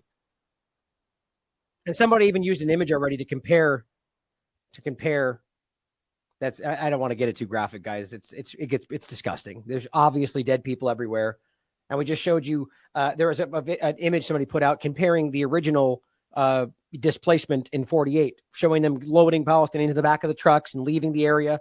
Same thing's happening now. Different narrative, of course. That's how that tends to work. Here are some still images from Times of Gaza. More than 8,000 Palestinians have been injured, most of them children. I mean, and there's just no way to miss what's going on. This is due to Israeli bombing.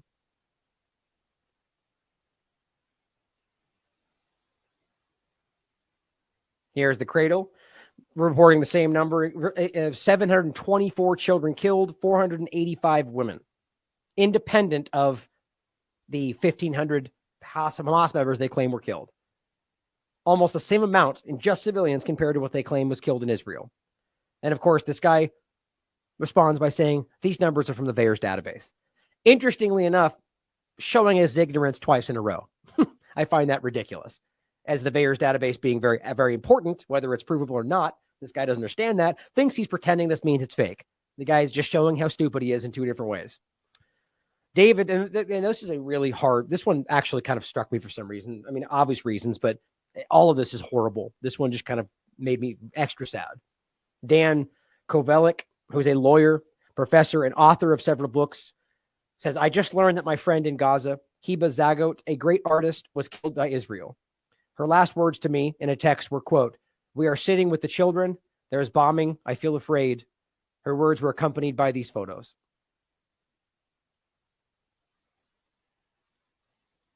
And reports today are that she has been killed. And this is roundly being reported. And this has been confirmed by a few people. But again, sometimes like with the girl from the Newsweek reported on. Take things with a grain of salt today because people are saying a lot of stuff. But from what I can tell, and I did look into this woman has been killed. Heba Zagot, one of Palestine's most promising fine artists, has been killed this morning along with her son and several family members in an Israeli airstrike. And then, of course, this disgusting human being, which seems to be some kind of bot, says, who started first? Right, because we're talking about Hamas and Israel, right? Or are we talking about an average Palestinian woman that got bombed with an illegal airstrike and somehow that's her fault because Hamas did something, right? No, that's called collective punishment and that you're a disgusting person. Times of Gaza points out that about 90% of the Israeli bombing targets were residential areas that are densely populated, which, by the way, is simply Gaza. Million children, half of the population, one of the most densely civilian populated areas on the planet. Just destroyed. The Red Cross points out thousands of buildings have been destroyed. Mass casualties are unlike anything seen in past years. And by the way, they're just talking about Gaza. The medical system is on its knees. As Gaza loses power, hospitals lose power, water cannot be pumped, sewage systems will flood. So now you're going to now on top, just like with Yemen, you're going to now begin to see illness rise up as well, which will then probably be used against them just like everything else. Thousands of buildings have been destroyed. Mass casualties are unlike anything seen in past years. The medical system is on its knees. As Gaza loses power, hospitals lose power. Water cannot be pumped. Sewage systems will likely flood. People have nowhere else to go.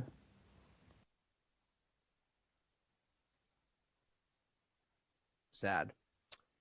The Cradle reports the Gaza Ministry of Information says that 1,695 buildings have been completely destroyed. I mean, just look at that image, guys. Look into the distance. Does that look like targeted aiming at Hamas, or does that look like an entire residential block leveled? 1,695 buildings. As Eva Bartlett writes, stating the obvious, but if any, quote, enemy government, which NATO wanted to destroy or overthrow, were to do the same as Zionist Israel, lock 2.3 million people in an open-air prison, carpet bomb entire neighborhoods, dropping 6,000 bombs weighing 4,000 tons, fire shells with white phosphorus on trapped populations, how mutilated, just see how mutilated those who managed to survive, and it's verifiable that it happened, again, even according to human rights groups, white phosphorus are, kill medics who were trying to rescue injured civilians, and again, it says, including medics who were given permission to enter and then bomb them, that's the Red Crescent, verifiable, bomb hospitals, premeditate to bomb hospitals, tell the population it needs to leave via one tiny crossing to negotiate to a neighboring country, then bomb that crossing repeatedly, making them leaving impossible, cut off entry of water, electricity, and food, tell the half of the population they need to move from the north to the south of their prison, and then bomb that area too, massacre civilians as they try to leave, cut the internet so journalists can't report and civilians can't get on social media to share their experiences being genocided. There would be outrage. If any one of those individual things was carried out by, let's say, Iran, we would never hear the end of it. But because it's Israel, the virtue signaling and hashtagging of Western prostitutes and politicians is even stronger and more revolting than it was for Nazis in Ukraine or Al-Qaeda in Syria. Makes me sick. They're saying now that 2,215 people have been killed, over almost 9,000 wounded. Now, here's the part I was referencing before. Thank you to Simon from Florida for pointing this out. This is a post with Blinken meeting the representative of Saudi Arabia. Now, I'm in no way arguing that Saudi Arabia has any moral high ground. Clearly, in my opinion, I think this is either, I mean, who knows if there's younger generations trying to do something different. I mean, I'm not in no way. Saudi Arabia is an authoritarian state, period. And it's a horrible, bottom line is, I don't know whether he may think this and it's just different than what everyone else thinks, or whether he's just saying it because it's the politically advantageous thing to say right now, which I believe, because everybody's beginning to recognize this. Here he is saying to Blinken that we need to care about civilians, and Blinken, like a complete idiot, nods along as he's allowing civilians to die. The beginning is really hard to hear. It's the part like halfway through that matters, but it basically just kind of starts up kind of saying roundabout things. The primary sufferer of this situation are civilians. Civilian populations on both sides are being affected, and condemn the targeting of civilians in any form, any time, by anyone. See, condemn the targeting of civilians from any form, any time, from anyone. He nods along. Well, he's giving them all the support they need to do exactly that. And I think that's something that's very clear. That's something that's clearly adopted by the Arab League. But that said, the priority now needs to be to stop further civilian suffering. And there, we need to find a way to quickly de-escalate the situation, to quickly bring back peace, at least stopping the guns, and then working towards addressing also the humanitarian challenges. And here I have to emphasize that the humanitarian situation in Gaza is very, very difficult, and we need to work together to make sure that access for humanitarian relief and good. And there he just nodded again, like a complete fool. Oh, you mean the aid, Blinken, that you know they're not letting in as you nod along and agree that's supposed to be happening? So either you are nodding and you don't think that, or you're nodding and acknowledging what Israel's doing is a crime. Well, it's both those things, in fact, because whether he nods or not, it's a crime that Israel's committing. My point is, he nods along in front of everybody while they know they're not allowing it to happen. Just recognize how despicable these people are. is allowed. This is something that is critical and is, of course, enshrined in international humanitarian law. And we need to work together to find a way out of this cycle of violence. And this is something that we really, really need to focus on without a concerted effort to end this constant return to violence.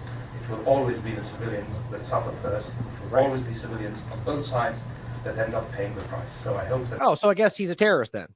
Well, you know, you can make arguments, but my point is that by simply saying that there are civilians on both sides that matter in the United States, apparently you're the worst person alive if you say that right now, which is pretty contradictory. We can find a way to de-escalate the current situation and then hopefully move forward to a more permanent solution. So thank you again for coming to me. Yeah, not along, Blinken, because you clearly don't agree with that, right? Yeah, we should find a way to de-escalate the situation. Oops. Let's not forget 30 seconds ago, they said, don't anybody even talk about de-escalation. That's the same point, but from a different link, right? Huffington Post, the State Department says, I don't want you diplomats even mentioning the word de-escalation. Do not call for a ceasefire. That's what the U.S. government is telling their diplomats. And Blinken's going, yeah, de-escalation. We agree. Because he's a clown, guys. These people are ridiculous. Now, Bin Farhan or Farsal, the minister. People are asking in the chat. So, if you don't want to ceasefire and you don't want to de-escalate, don't pretend like you're nodding along with the idea that civilians matter and that we should de-escalate to make sure they're safe, because literally the opposite is happening. But let's get into the actual evidence of how they don't actually care about who is a civilian and who isn't. Because in their minds, all of these people in Gaza, as you hear from some of the more frothing at the mouth, maniacal, like psychopath level people that support them, I don't know, like Laura Loomer, who will openly say none of them are anything other than terrorists and every single one of them should be killed, which she literally tweeted out right when this started. That's what they think. And that's despite the fact that people in their government will tell the Western world that we're trying to get them out of the way because we care about the civilians. Guys, this is the president of Israel. Listen to what he says. We are operating militarily according to rules of the international law, period. Unequivocally. It's an entire nation. I mean, that's wildly false. Just because you say unequivocally does not mean that's true. Every group that has a standing to discuss international law is saying you're violating international law. Meanwhile, simultaneously, they're saying, and we also condemn Hamas's actions. But it does not mean that you did not violate international law and you do not continue to just by your existence, understand, which is going to bother people that I said that, but it's the simple truth. The illegal occupation is a violation of international law, period. The point, though, is he's saying today we're doing so, even though you can point out from the beginning they can't be if they're occupation. But at the same time, the UN, human rights groups around the world, even other governments are speaking up and saying you're violating. We don't even need that. It's the most simplistic definition of collective punishment that's taking place right in front of our eyes. That's my point, though. He just stands up and says, unequivocally international law. And that's what Blinken goes, Or Matt at the State Department goes, we asked them, so they should be. We'll follow up next year, maybe, or not. They don't care, is the point. Out there, unequivocally. It's an international law, period. Unequivocally. It's an entire nation out there that is responsible. It's not true. So now it's a nation. I thought it didn't exist, though. So is it a nation that existed and you're occupying, or is it a nation now that's literally within Israel? How does that make sense? Pick a side. Oops. Right. It makes sense now to try to frame them as some kind of independent thing because now they can deal with them that way. The point, though, is that they are either a nation you're occupying, which they deny, which is true, though, or it's somehow a nation that exists in the middle of Israel. Explain that for me. I mean, he just trapped himself with his own words. They don't care. These Zionists, these people are out. And this is why I often point out the Orthodox Jews of the world who are exposing what these people really are.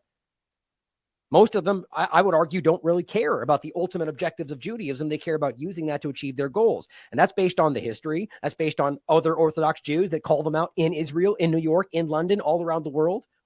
And then like this, when they just contradict their own statements and expose the fact that they lie as a matter of policy.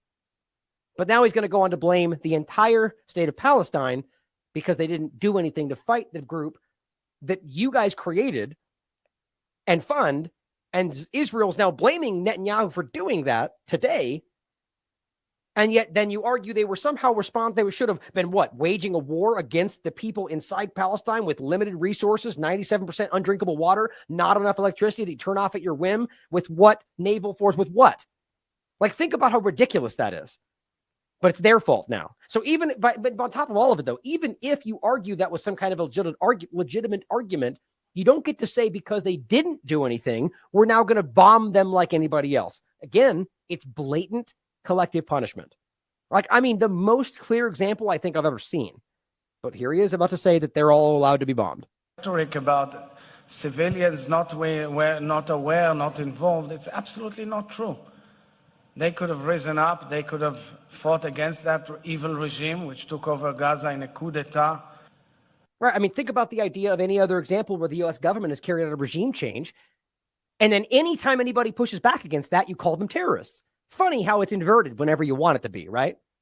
But we're at war. We are at war. We're at war we are defending our homes. We're protecting our homes. That's the truth. And then when a nation protects its home, it fights. And we will fight until we'll break their backbone. Okay, so is it okay for them to fight to defend their home? Didn't you just say there was a nation that you were dealing with? Oops. Already done with your sentence. You're not even done with your sentence. And now the point is, if they're a nation, which you said to begin with, then they have the right to defend themselves, right? And if they're being attacked, then they can defend. I mean, it's the same argument, but it's weird how their arguments applied just to the other side of the game. I shouldn't call it a game, but the other side of the dynamic suddenly is insulting. It's just as simple. It's the most blatant hypocrite. The point is that in history, most people are afraid to push back with stuff like this because they get called racist. That time is changing because we're not racist. We're pointing out that the people that are conducting these actions are both racist, maniacal, authoritarian, and I could go on forever. Expert says double. Oops. Sorry, that was the wrong one. Here we go. So Israel's president claims there are no innocents in Gaza Strip. That's what he's saying. Keep in mind, 44% of them, and in fact, I think it's more than that. I think it's over 50% are children. Oh, well, they say civilians. So the point is, though, 50% of the population are children. But somehow they're all... So, the baby born yesterday was supposed to rise up against Hamas. I mean, think about how inherently dishonest that argument is. What about all the elderly people? What about the people that are disabled? Are they supposed to rise up against Hamas? Do you blame them for not taking action against the group that you created? I mean, this is just wholesale. Like, this is rationalizing genocide. The Cradle points out the Israeli Minister of Energy, Israel Katz, says, we will not reduce the aerial bombardment on Gaza, and the Palestinian people bear responsibility. They, the civilians, bear responsibility for their action of cutting off water and electricity. That's called a collective punishment. You don't blame civilians for not doing something you wanted. I mean, no other country could get away with this. And then Craig Murray points out the perfect point. Those who continue to deny that Gaza is a prison camp need to explain why Israel is able to cut off its water, its power, its food, and internet, and has prevented it from operating a port or an airport, which it has. He says, I actually want explanations from you, because all these people that are screaming that how all this aid and they could have done all this stuff and they're independent state, it's not true. They live inside of a prison and they are controlled. They've tried to start things like this in the past and they get destroyed or they get bombed. And the point is, the aid barely even reaches it to these people. How can you pretend that they have all this access and they spend it only on bombs when they've got 97% undrinkable water that they're not in control of? It's very clear what's happening. People just don't want to acknowledge it. Now, here is a UN expert who is telling you without question this is collective punishment, war crimes, illegal occupation. How politicians and media. This UN expert says double standards shape how politicians and media treat Israelis and Palestinians. I think that the Palestinian population are not treated as a people under occupation, and Israel is never held accountable.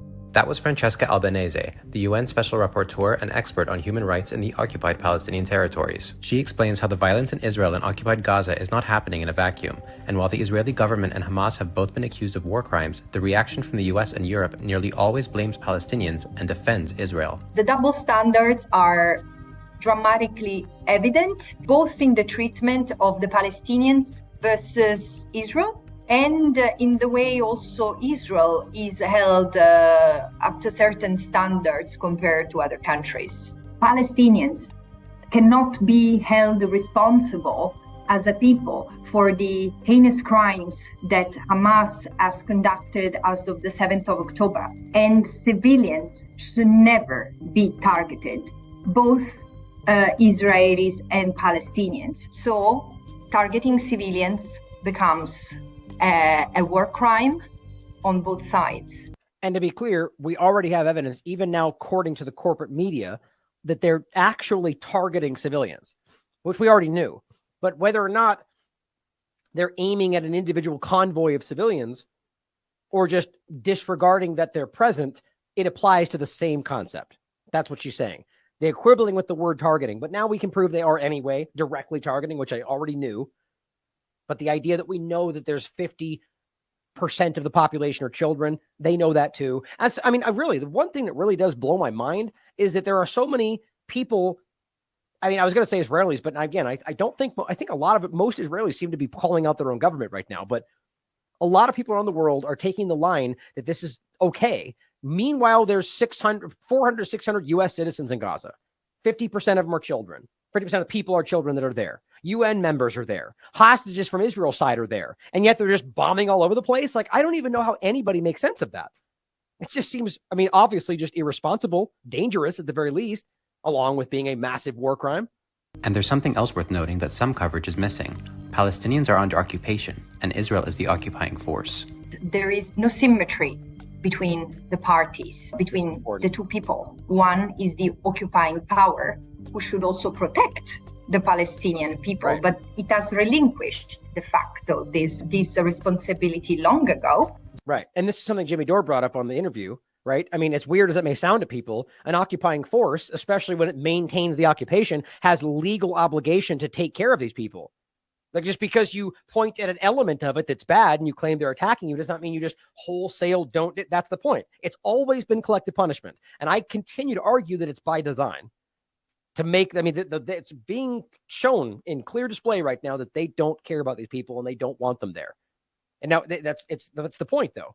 The illegal occupation can end and then they don't need to take care of them, but that's not what they want. They want the territory. So it's just an ongoing continuation of displacement and trying to take this. It's land grabs, right? This is occupation.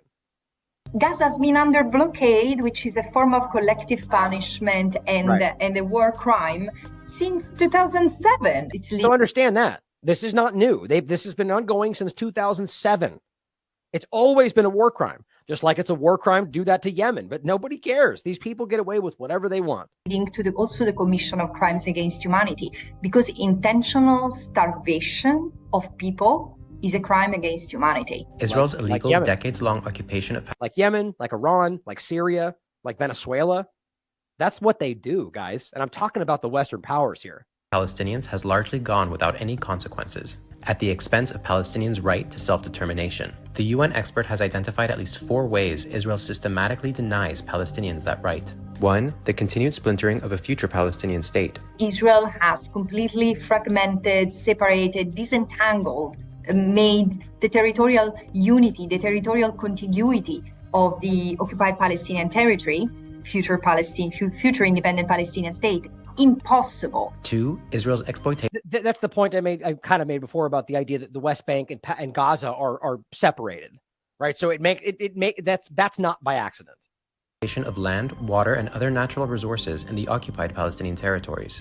3. Palestinian disenfranchisement and Israel's denial of a healthy Palestinian political system. And 4. The erasure of Palestinian identity, or de-Palestinization. Think also of the repression of the Palestinian flag. Think about the overlaps with Ukraine and Russia, and the idea of Ukraine removing people say you're not allowed to speak Russian. You're not allowed to have the Russian flag. It's the same damn thing, guys.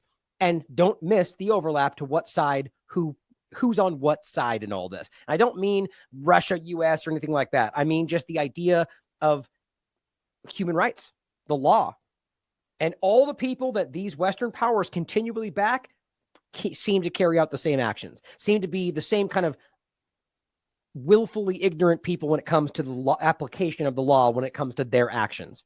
Now, that doesn't remove any accountability from groups like Russia or China or anybody else. I've made the same points are made in the same, but the only difference is the same thing we could make in regard to this small example now is that when you broaden this out, you can see the U.S. government in particular marching around and overthrowing countries and acting with many different acts of war crimes. And you don't see Russia doing that, at least not in the same way. Again, I don't think any government is a good guy, but you have to acknowledge that very clear dynamic difference. And the same thing is happening right in front of us now. We just have to be honest about it. This is a way to erase the culture. Palestinians have been repressed, including in the West, for demonstrating their support with the Palestinian people under occupation. So what's the solution to ending the cycle of violence between occupier and the occupied? You cannot leave an occupier determine the fate of the occupied people when the intentions are critically illegal. Again, taking off the land without the people. There's no question that Israel is practicing apartheid, is imposing an apartheid regime on the Palestinians. But I say the end result of abolishing apartheid is equality for all. Exactly. The exact opposite thing that they want. And it most definitely is apartheid. For those that may not know that, I'll just grab one of the many. This is Amnesty International. You could look up Human Rights Watch, but B'Tselem, which is an Israeli human rights group, that all openly tell you it's apartheid, despite the fact that they'll tell you that's a lie, like many other very easily proven to true things, which should make you wonder why they're able to lie about so many things. So here is the Israeli Minister of Energy and Infrastructure, who is a member of the Political Security Cabinet and a member of the Knesset, who just publicly tweeted this. They, the Palestinian civilians, will not receive a drop of water or a single battery until they leave the world. Look at that. And yet we're told something different. Now, first of all, what's interesting is, and again, like I've said many times, I am no fan of any of these politicians. This is not me siding with AOC. The point is that I can tell that they recognize a political advantageous move here by taking the right side, as it were, right? The side of international law. But I don't believe it's because they truly think that. At least I don't know. I don't care. The point is these people have been shown to be manipulators in my mind.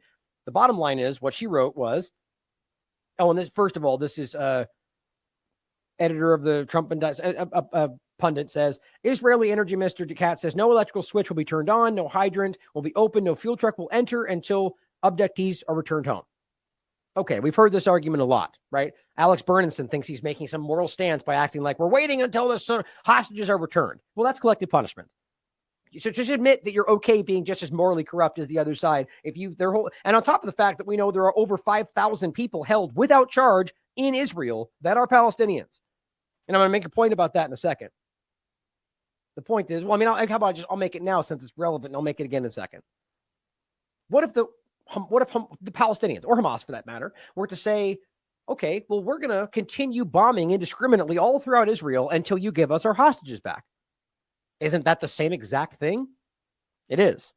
What do you think Israel would say? You know what they would say. So the only difference is the word applied to who they are? One side is terrorists, the other side are state of Israel? Does that ultimately matter? No. In the eyes of the law, it doesn't matter. It's the actions that matter. So if what you're doing is collectively bombing people until you get what you want, then you're a criminal. Period. So right now, we have them bombing indiscriminately until they get their hostage back. Well, not even that. We have them denying their food and water and health to babies in incubators, to elderly people in hospital, to people on respirators, to people, everything. All these people are suffering now because they don't have electricity. They're dying as we speak because of what they're doing. And then people like Alex want to act like they're taking a moral stance by saying, we're going to let all those people suffer until you give us what we want, which are our hostages back, which matter. Of course, those people matter. But you're now literally weighing the scales and saying that the people we want matter more than all of the Palestinian civilians because you're a racist? I don't even know. You can tell me what you think on why you think those millions of people are less important than the hostages that are there. They're all important, is the point. All of them equally. And that should matter, especially since we also know that Israel's bombing indiscriminately to the very areas that people that like they're saying they're trying to get back. The hostages, the Americans, UN members, many of which have already died. But somehow it's okay to keep indiscriminately bombing, but then also say we're not going to give you food until you give us those back, as they bomb areas where they may be. Nobody can take this seriously. So anyway, the point is, he says that. AOC says this is collective punishment, which it very clearly is. Nobody can deny that. It's like the verbatim definition of collective punishment. We cannot starve nearly 1 million children to death over the horrific actions of Hamas, whose disregard for Israeli, Palestinian, and human life overall could not be more clear. That's very clear. She's saying they're bad. But we also must realize we can't starve children. Amazing that line is hard to take. This is what he says. Indeed, Madam Congresswoman, we have to draw a line. That was the last thing she said. We have to draw a line. Or wait, whoops. Right there. We must draw a line. And he says, and we have to draw a line. We will not tolerate murdering children, burning families. Okay, see, this is the same game they play. What does not tolerating acts from Hamas have to do with you targeting children or starving children or denying them water? It doesn't, is the point. You can't pretend that your outrage over their actions by Hamas justify war crimes to children. But this is an emotional ploy, and it's not going to last much longer. People are speaking up about this. The world is taking notice to what's actually happening. But so he says, we won't tolerate the bad things Hamas did. The line has been crossed. We will fight the terrorist organization, Hamas, and destroy it. All the civilian population in Gaza is ordered to leave. Right. And you've been bombing them nonstop for 7 days, round the clock, according to the New York Times. You bombed the crossing they were supposed to leave through. You won't let them go into Israel, even though you tell them you're trying to protect them. And then you bomb the actual trucks in which they try to leave in. But yeah, let's pretend like you told them to leave and that's what's trying. This is everything about this is a lie.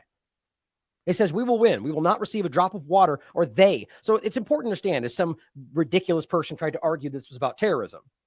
They're saying all the civilian population is ordered to leave immediately. Now, the whole point is about collective punishment, which applies to the Palestinian civilians. The only people that we're talking about not getting water and food and energy are the civilians, right? And that's what she's talking about. That's what he's responding to. So first he does say we'll fight terrorism, but then he makes a point. All civilians are to leave. And then follows that, that's how language works, and they will not receive a drop of water or a battery until they leave the world. So I'm sure they're going to play this as some sort of a misinterpretation, whatever you want it to be. The bottom line is, I think we actually know what's going on here. They won't get anything until they're gone, and possibly he meant dead. Either way, ongoing collective punishment, if not direct threatening of their lives because they don't matter. Very clear. Now, here's an interesting point. All these people, the U.S. included, keep standing up and acting like we have a line. And like the way they're presenting themselves is that everybody's behind them and you're the terrorist supporter, right? All of our people are in lockstep fighting against the terrorists. Well, that's not true. And I'm going to get to this at the end of the show, but I want to include this right here. In response to his comment about how they're fighting bad guys, look at what these Israeli citizens are saying. And guys, look in the comments. It goes on. I mean, it's crazy. There's a lot. I mean, it's not ratioed, but it's getting close, 400 to 100 comments. And most of these people are saying stuff like this.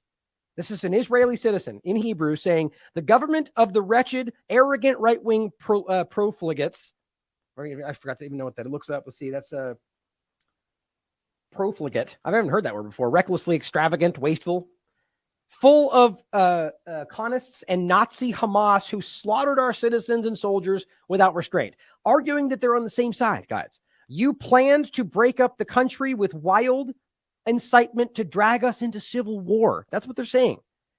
The IDF will defeat the Nazi Hamas that you mindlessly nurtured for years. Wow. The people will defeat you. They're talking to the Israeli government member here, the poison machine you built against the citizens of Israel and the country. Wow. So one, you are Hamas. You're working with them is what they're telling them. That you're not actually trying to fight them, that we will and we'll get rid of you. And the fact that we'll defeat the IDF and the Nazi Hamas that you nurtured. Or rather, the IDF will, with him out of the way. That's who they're talking to. Here's another one.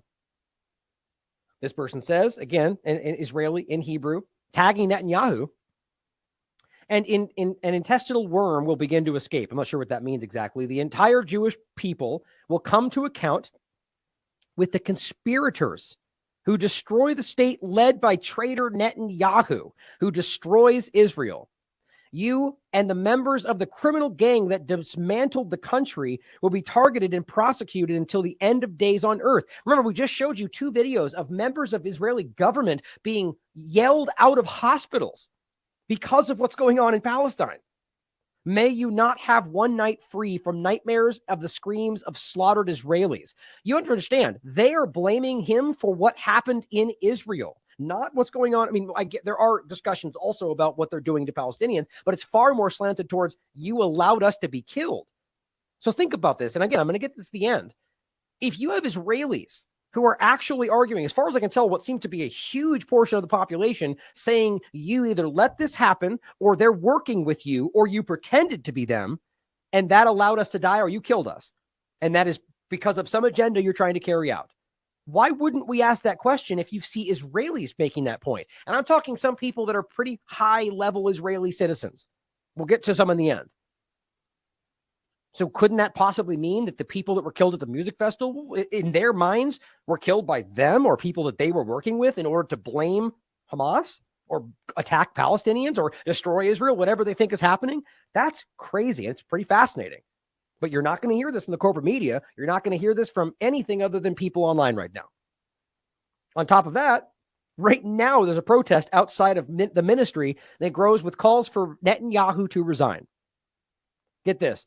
They started outside the defense ministry in Tel Aviv, literally by a family member of one of the people who was being held hostage by Hamas.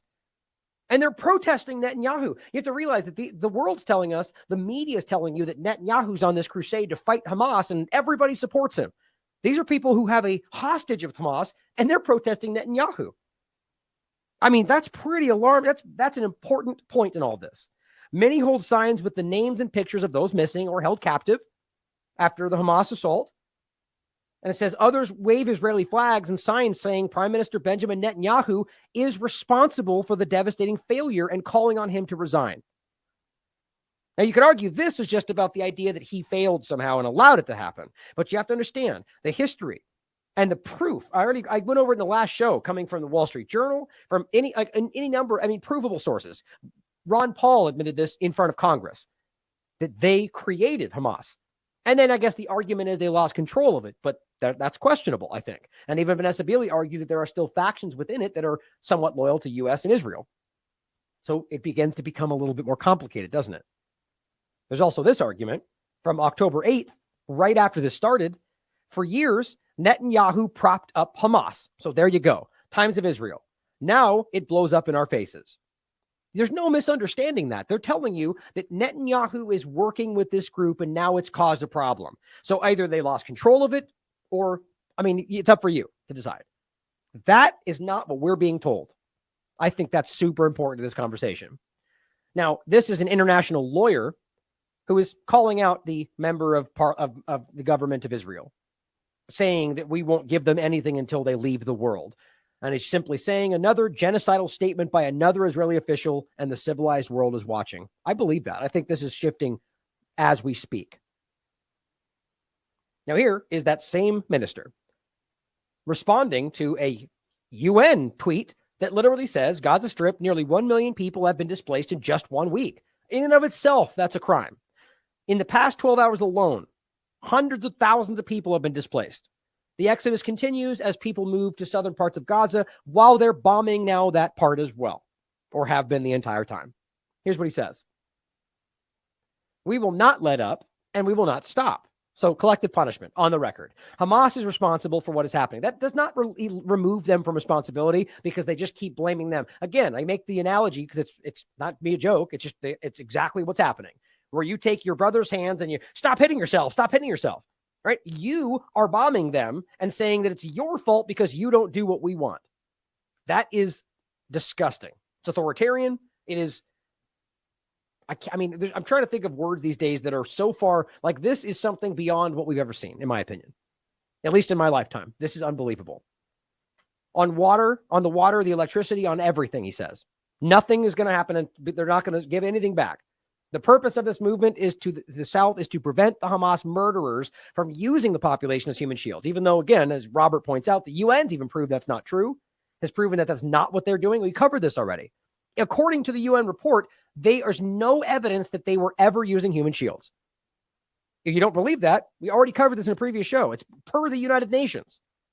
Doesn't mean it's not happening, but the point is there's been no evidence of that, despite repeated claims by Israel, even though you can prove Israel has a stated policy of doing that. They just frame it as something else. And this is, they say, to save lives and remove the threats of the Nazis, because that's the best they have today. Let's just bring it back to World War II, because everyone's going to be afraid to draw a parallel or accuse you of saying that that's not true, even though it is. You're literally calling a group that you created Nazis as you fund Nazis in Ukraine. Maybe somebody should connect the dots. Hey, we will at the end of the show. BBC presenter calling out this lie. The Israelis would say, well, look, we are defending ourselves. We're targeting Hamas, right? That's what we were just talking about. This is what an honest person looks like. Somebody who is fed up with the fact that all these talking head morons are just repeating the absolute ridiculous claim that somehow makes sense. I'm glad somebody had the courage to call it out. Would say, well, look, we are defending ourselves. We are targeting Hamas targets in Gaza. We are trying to put an end to what we believe is a terrorist organization once and for all. Do you really keep a straight face when you say that? Do you think terrorist organizations embedded in populations who are denied their most basic rights are ended once and for all in a military campaign? Does that happen in history? Can someone credibly tell me that when the leadership of a country says we are cutting off food, electricity, water, all supplies to an entire civilian population, that they're targeting militants? I'm sorry, these kind of lies can't be allowed to pass. Yes. And when you tell yourself the lie, it leads to the wrong policy. If anyone told me that what the militants did on the weekend was a legitimate response to years and years of occupation, I would say, no, you're wrong-headed. You've lost sight of humanity and reality. And if anyone tells me that what Israel is doing in Gaza today is a legitimate response to what happened on the weekend, it's exactly the same. And I'm going to make a point so you're clear what I'm saying. I'm talking about the violence committed on civilians. I'll make a point about the actual legality of violent, of armed resistance. And yet they are saying it. And yet the international community is. This makes me this is what we have to realize these people are. This woman, he makes a very clear point. And she goes, but people are saying it though.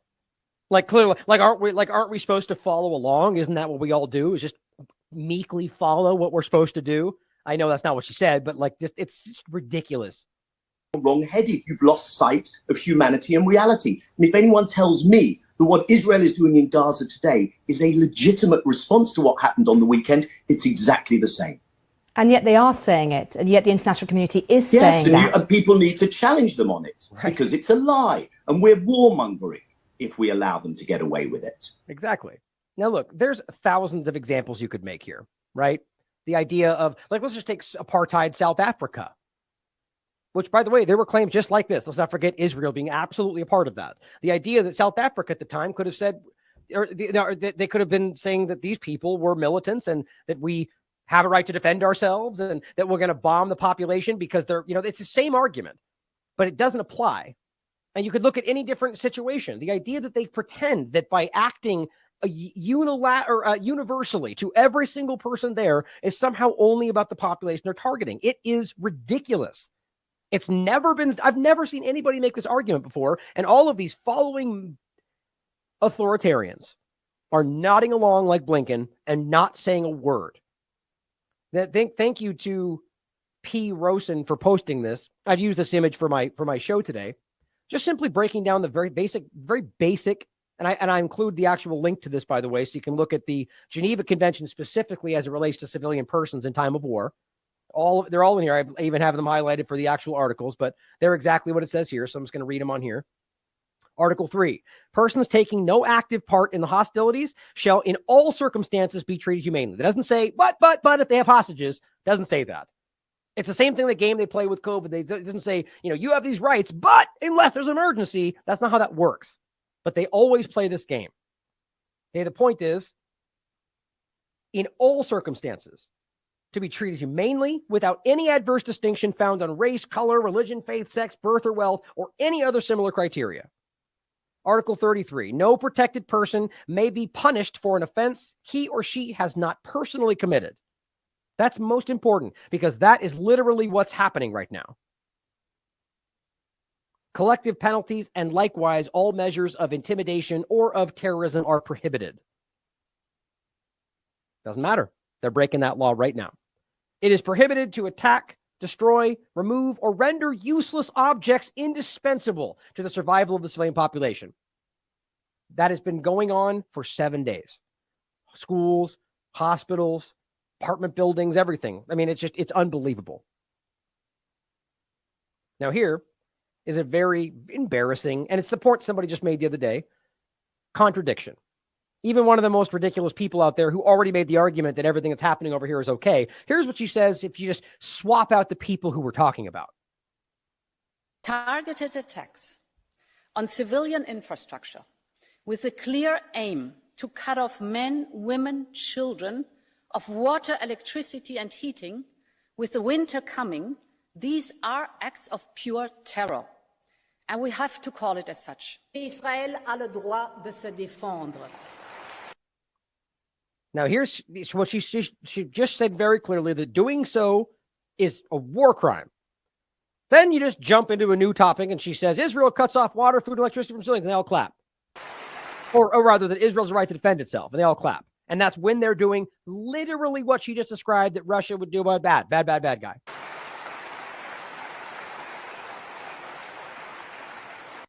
I mean, it's just insulting, man. The European Union stands with Israel, even though she has no authority to make that statement for all of the European Union in the context of actual action. But, nobody cares. So this is the other point. But thank you. This is where we got that link from. So thank you to P. Rosen for pointing that out. Now, here is a Chinese senior diplomat who's asking who's ensuring the survival of the Palestinian people as fighting between Israeli forces and the Palestinian group Hamas is intensified. And the Western media's pro-Israel propaganda flooded in. He says, quote, the Israeli people have received assurances of their survival, but who's ensuring the survival of the Palestinian people?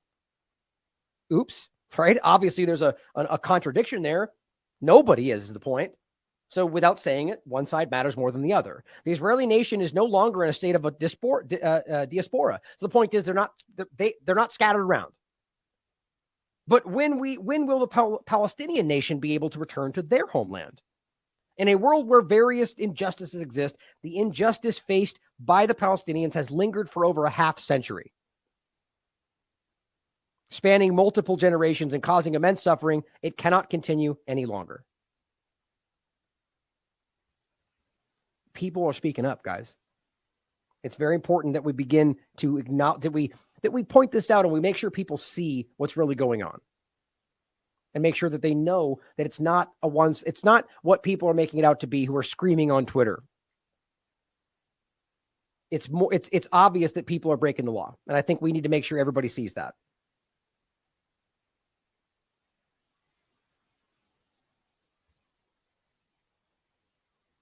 Going to the next category. This is about the idea of human shields, the idea of international law, and the idea that we can have somebody from the UN stand up and say something so willingly deceptive, in my opinion. Here's what he said. Immediate humanitarian access throughout Gaza so that we can get fuel, food, and water to everyone in need. Even wars have rules. Right. So first of all, now after 7 days of bombing, suddenly we care about the civilians needing stuff. Where were you before? Right. Well, now I think what's shifted is suddenly they want to make it out to seem like they need to do this. And this is the same thing. Everything shifted. The U.S., Israel, they all suddenly say, oh, wait, we're going to get them out of the way. So clearly they're aware that I think people are paying attention to what's going on, and maybe they didn't expect that. The bottom line is it doesn't take 7 days to not go. And where are your calls for ending the indiscriminate bombing? The point is they're not letting it happen. They're not letting the aid in. But that's what he's pointing out, that we need to let aid in. Okay, but when they don't do it, are you going to say something about it? International humanitarian law and human rights law must be respected and upheld. Yeah, it's not, though. It's not. They haven't been for 75 years. But let's just pretend like repeatedly stating that makes you on the side of good. Civilians must be protected. And they're not. And also never use the shields. Right. And that's a nod to pretend like that's what's happening on the Palestinian side, even though we can prove it's not. And on top of that, the UN itself has acknowledged that there's no evidence of that, even though, again, we can prove Israel does it on a regular basis. And all hostages in Gaza must be released immediately. Aha. Well, here's an interesting point about this. This is what Robert shared with me earlier. Here's his response. He says the UN is claiming that POWs have to be released during the war, according to international law, which is a lie. He's also using the human shields propaganda, which the UN itself debunked, which I've discussed. The war is just proving how corrupt and biased all of these institutions are on every level. His point is interesting, right? Because if we're talking about POWs, prisoners of war, which is really what we're talking about here, under international law, here's the rule for wartime. POWs cannot be prosecuted for taking a direct part in hostilities. Their detention, that does not that if there's crimes committed, right, civilians attacked and so on, that's still a crime. What they're talking about is in legal acts of war. You can't then somehow bring them into trial for shooting people during war. Now, that's an interesting point. You know why? Because the U.S. government claims Iranian military are all terrorists because they defended the illegal occupation of Iraq with the Iraqis when the U.S. invaded. So my point is these people don't care about international law. They use it as they wish and lie about it when they want to. It says, but the law says, continuing, their detention is not a form of punishment, like it shouldn't be is the point, but only aims to prevent further participation in the conflict. So you're not allowed to hurt them, beat them up, which is what's happening. It happens in war on every side all the time, which is disgusting. The point is technically they're only supposed to be locked up and held and fed and taken care of until the conflict is over. It says they must be released and repatriated without delay after it's over. So that's what's interesting. If the argument is that to argue they have to be released now, or from Israel's perspective that they're going to bomb until they release them, well, that in and of itself violates international law. What about the 5,000 Palestinians that have been detained for years without charge, right? So either you're in a war and those are POWs, which means both sides can hold them until the conflict is resolved, or you're both holding hostages, except one side says 5,000, the other side has 100 or 50 or whatever they're claiming. I mean, these facts matter, guys. We'll get to that point in a second about the I made earlier. Then it says the detaining power may prosecute them for possible war crimes, right? So that should happen for people that are being held, or rather people that should be gone after in regard to what happened to Israeli civilians, but the same thing should happen in reverse to all the civilians that are right now being killed. But it says the detaining power may prosecute them for war crimes, but not for acts of violence that are lawful under the international law. Interesting, right? So why is this UN guy standing up and making the argument that they have to release them? Well, because they're calling them hostages, because they're pretending these are terrorist acts and blah, blah, blah. That's how this game is being played. Now, you can argue that the acts were crimes that targeted civilians, but you cannot pretend this is some kind of terrorist act when it's an occupied territory under the United Nations, which it is. And I'll give you 100 examples of how we know it's an occupied Palestine, according to every human rights group, the United Nations, and then we could talk about the Geneva Conventions. Right? And the reality that Palestinians or any occupied territory legally has a right to armed rebellion, struggle, whichever term you want to use. That's a fact. So those things being objective fact, as I've said every show we've done this now, when they rise up and act, that is legal. And then crimes committed are not. Well, you don't invalidate the legal standing of the act because other people committed crimes. It's the point they made about any other war in the West. If that's the argument, then literally every war committed is invalidated, which again, you can make arguments for why they're illegal in the first place for taking illegal action as the United States government, but they'll argue otherwise. But the point is, if you're trying to pretend like that invalidates something and makes them all now terrorists, well, then every U.S. military member is a terrorist or any other entity we're talking about, right? That's what they talk about when they mean the equal application of international law. You don't get to pick and choose which way you look at it when it's your side versus the other. Isn't that interesting, right? So my point earlier, especially since here let me finish that actually. The point about, so if they're calling it hostages, what they're trying to make you think is that this is some kind of a terrorist act and they have to release them now. Because if they engage with it as international law and knowing the legal reality of the occupation and armed rebellion, well, then they're allowed to keep them. And that's not, and then that invalidates the whole argument of bombing until they release them. But realize, even if they were hostages, bombing populations of civilians never, ever becomes okay. There's really no way out of this. What they did was one of the biggest war crimes I've seen in my lifetime, and it's still happening. And people are going to not going to stop pushing. They shouldn't. But here's the point. Knowing it's an occupied territory, knowing they have a legal right to armed rebellion, and it does not condone the acts of violence against civilians, but knowing those first two parts, realistically, they could stand here and say, you need to give us back our 5,000 detained civilians, which most of them are, which is even according to the human rights groups, not charged for years, going on a decade for some of them. And if we don't, we're going to bomb all of your civilians indiscriminately. Isn't that exactly what Israel says they're going to do? They won't say we're bombing civilians. Then let's say Hamas says, we're going to target your IDF and do our best not to kill civilians. But, there's going to be some collateral damage because you have our hostages and we want them back. Isn't that exactly the same thing? It is. It's exactly the same thing.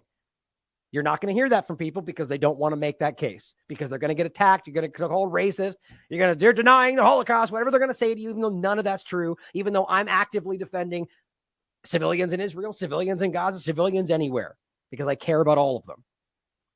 But it's really disgusting to pretend like it only works one way. And you get the point. 5,000 civilians or 5,000 people held without charge in Israel, and this only works one way. Well, here is the United Nations Human Rights Council making it very, very clear that one, it's an occupied territory, but two, that they have continued to arbitrarily detain these people for years. Where was all the people screaming then? Where was all the human rights group? Where was the United Nations? Where was the U.S. government going, hey, you're illegally holding people without charge, you democracy?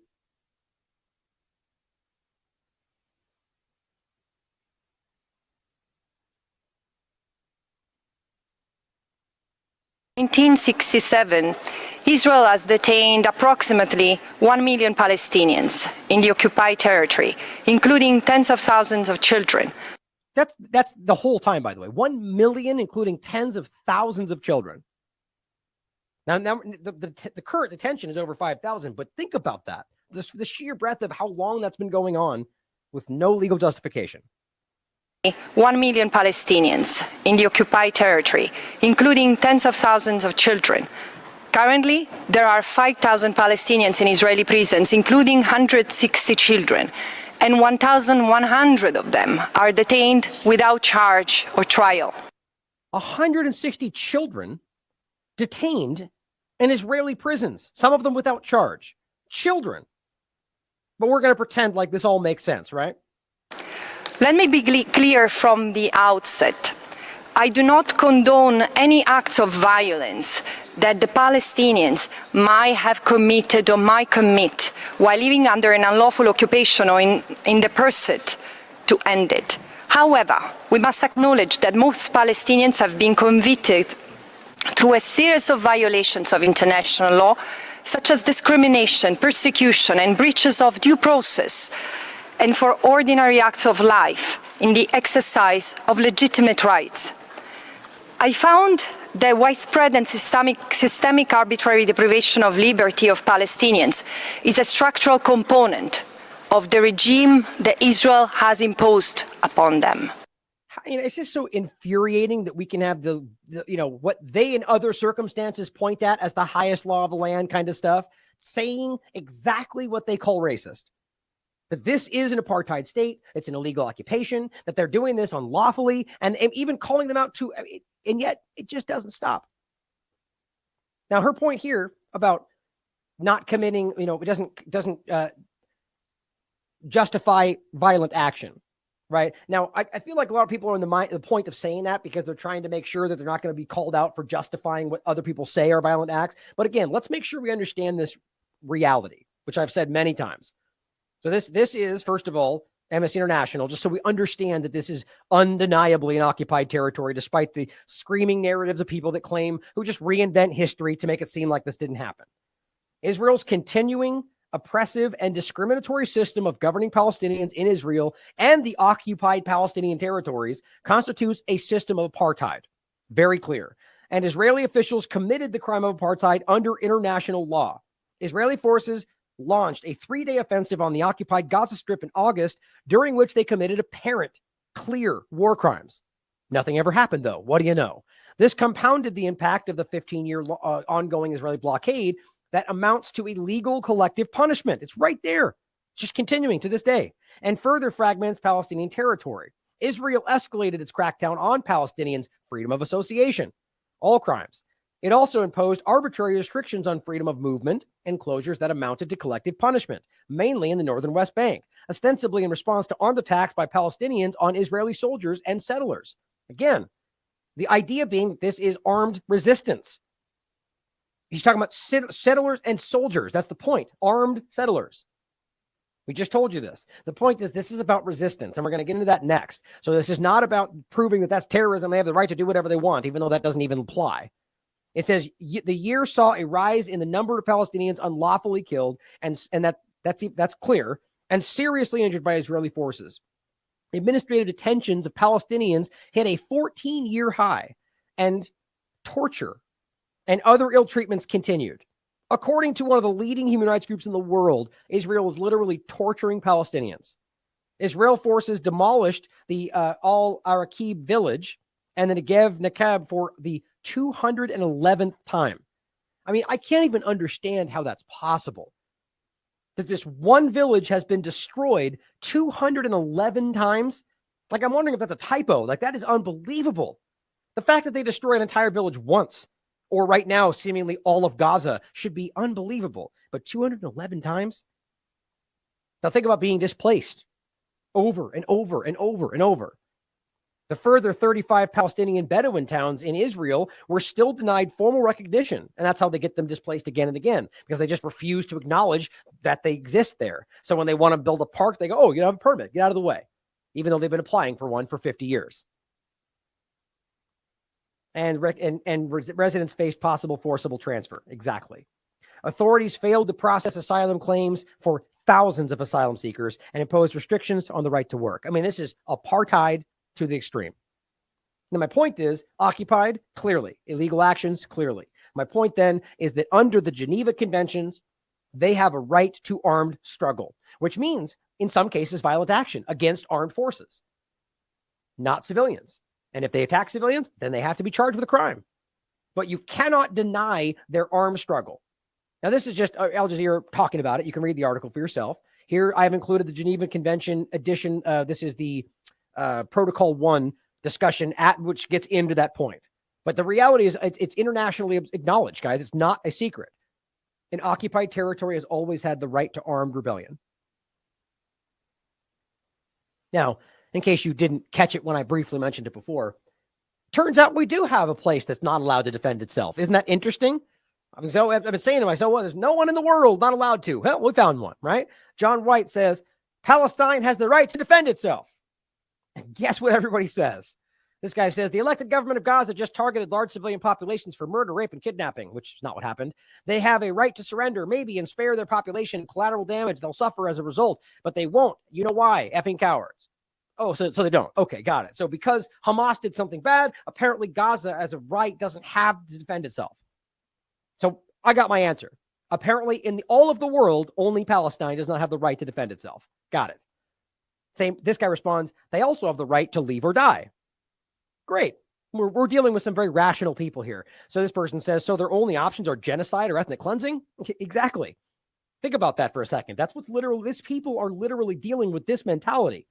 You can get out of the way or you can die. So again, you need to be killed or ethnically cleansed or displaced. But think about the argument here, right? Isn't that the same thing we're being, Israel's right to defend itself, which seems to whitewash whatever they do.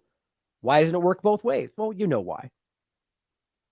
Now, here is the United Nations, specifically for the Palestinian refugees, saying Iceland's contribution will be channeled through this group, one of the longstanding humanitarian partners. The point is, Iceland is sending 70 million ISK in response to the United Nations calling for humanitarian support, not Israel. This is the UN trying to get aid through, even though Israel won't let it. Now, what they're going to do is try to get this somehow to this specific agency, which right now is holed up inside of Gaza with over 200,000 people in a hospital where they have already had 30 children and 11 of their members killed because of the bombings in their families' homes, by the way. Still holding it out. So think about the courage there. But the point is, they're saying it. We're going to, Iceland can send to us, and we're going to do our best to get the support to the Palestinians. even though legally Israel has an obligation to help the people they're occupying. Same point, Scotland is answering the same call, sending what they can to help. Here is what Humza Yousaf said. The Scotland government will provide £500,000 toward the United Nations Relief Agency flash appeal in response to the ongoing escalation in Gaza Strip. The human corridor must be open to allow supplies, and they're not letting it happen. They're bombing things that try to come through. They even threatened, according to corporate reports, they threatened to bomb Egypt trying to bring in support. That already happened. That was a couple days ago. Think about that. Now, here is the same person we're talking about, and this is the UK government does not value, listen to what they're saying. The UK government does not value the lives of Palestinians as much as Israelis, according to Scotland's First Minister, Humza Yousaf, which is interesting because people are attacking him now for taking the side of the, or just not the side of Palestinians, but the side of civilians on any side.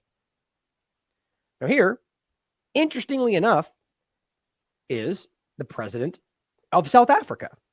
Right, formerly apartheid South Africa. Isn't that interesting? So somebody who would know, guys, what apartheid is. Guess what side he's taking? Members, as you can see, this is the National Executive Committee. All of us standing here, pledging our solidarity with the people of Palestine. We stand here because we are deeply concerned about the atrocities that are unfolding in the Middle East, and we have passed our condolences to the people of Israel, as we are passing our condolences to the people of Palestine.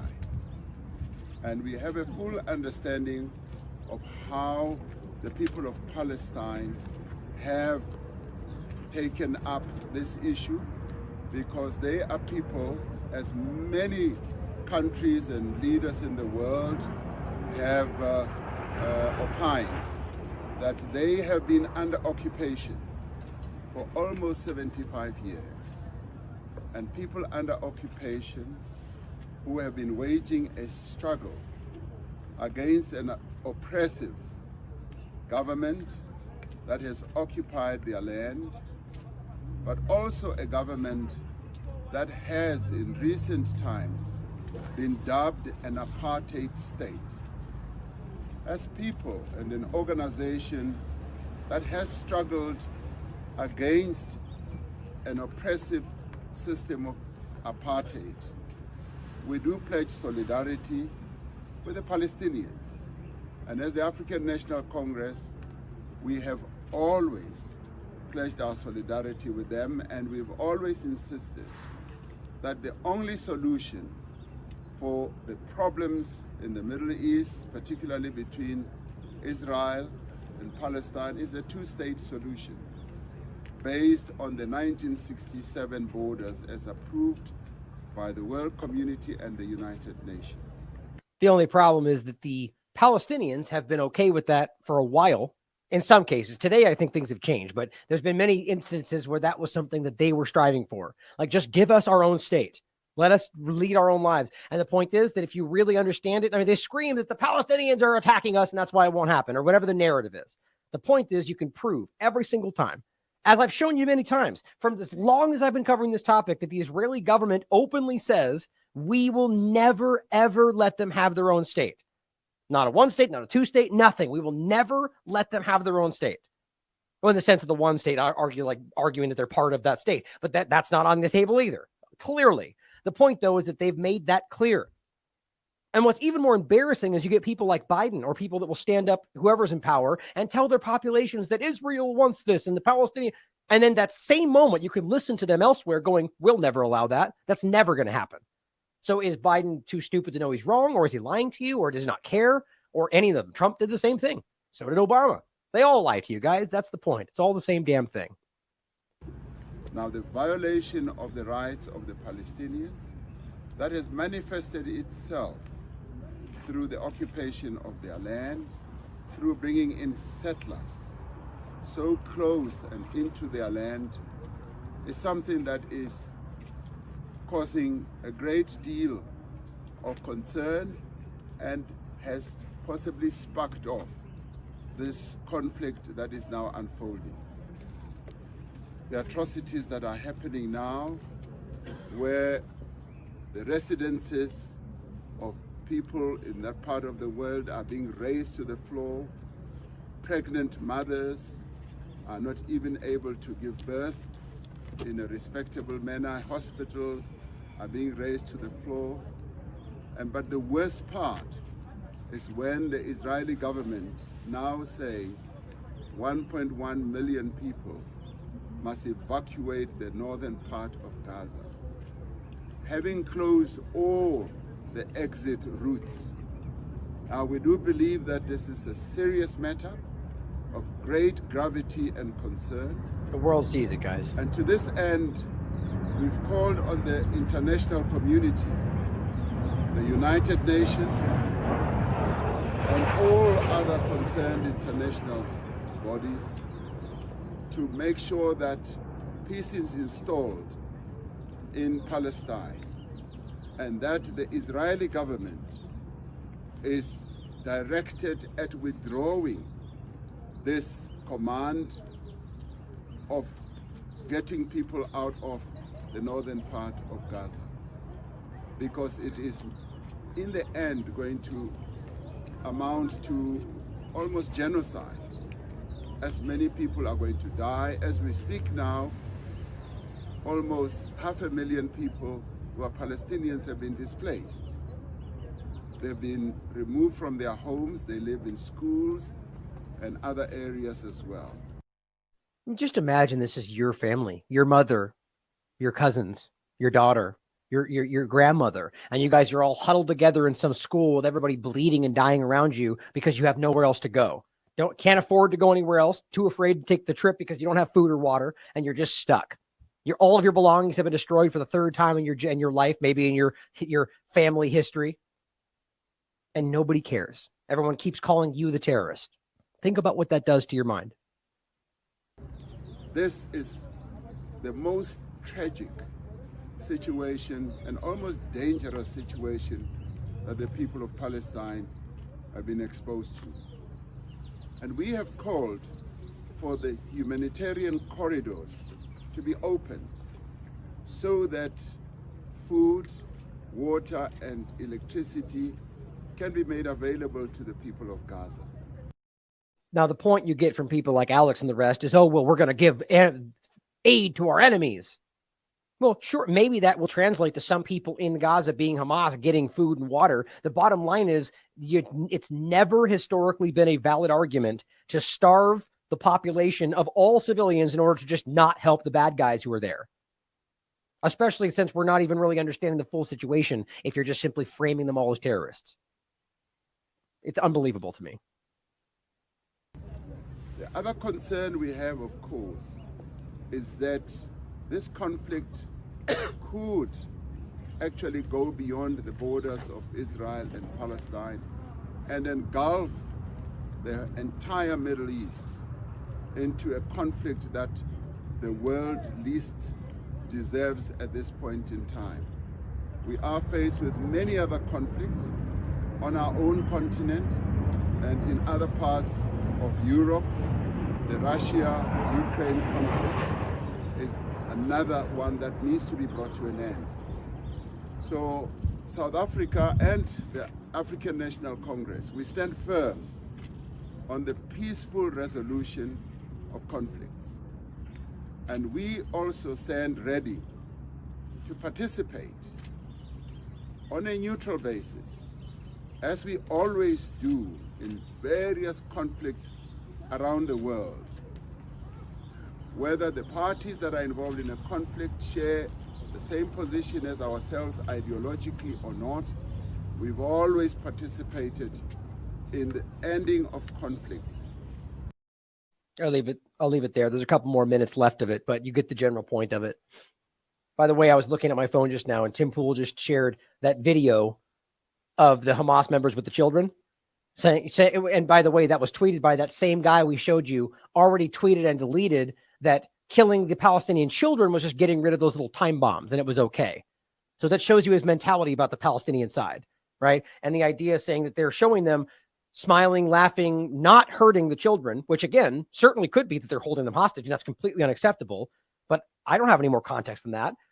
It's interesting how the first narrative is they're slaughtering everybody, including all the babies and children. And then you get a video of them rocking them gently and moving their cribs and carrying them around. And maybe it's all propaganda, certainly possible. But then instead of just going, they fake that and they're killing them all, you go, they're holding them now. Instead, we change our narrative in mid-turn because something else happened that you can see. That does not seem honest to me. And of course, coming from somebody who openly paraded and cheered for Palestinian children being killed, I kind of don't take his statement seriously. But either way, as somebody commented underneath that Tim Pool is mainstream media, I happen to agree with that. Either way, let's end this general point today.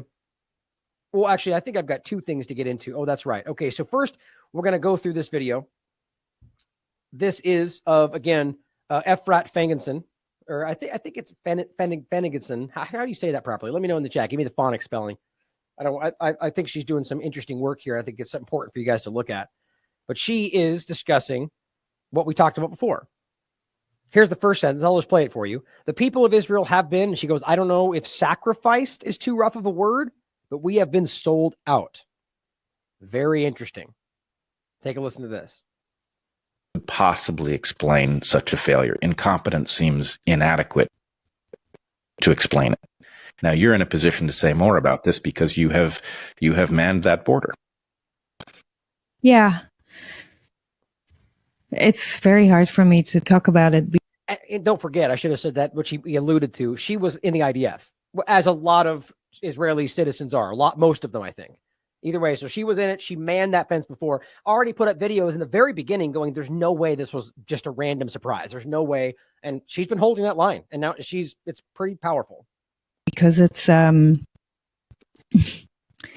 I believe she's in Israel, by the way.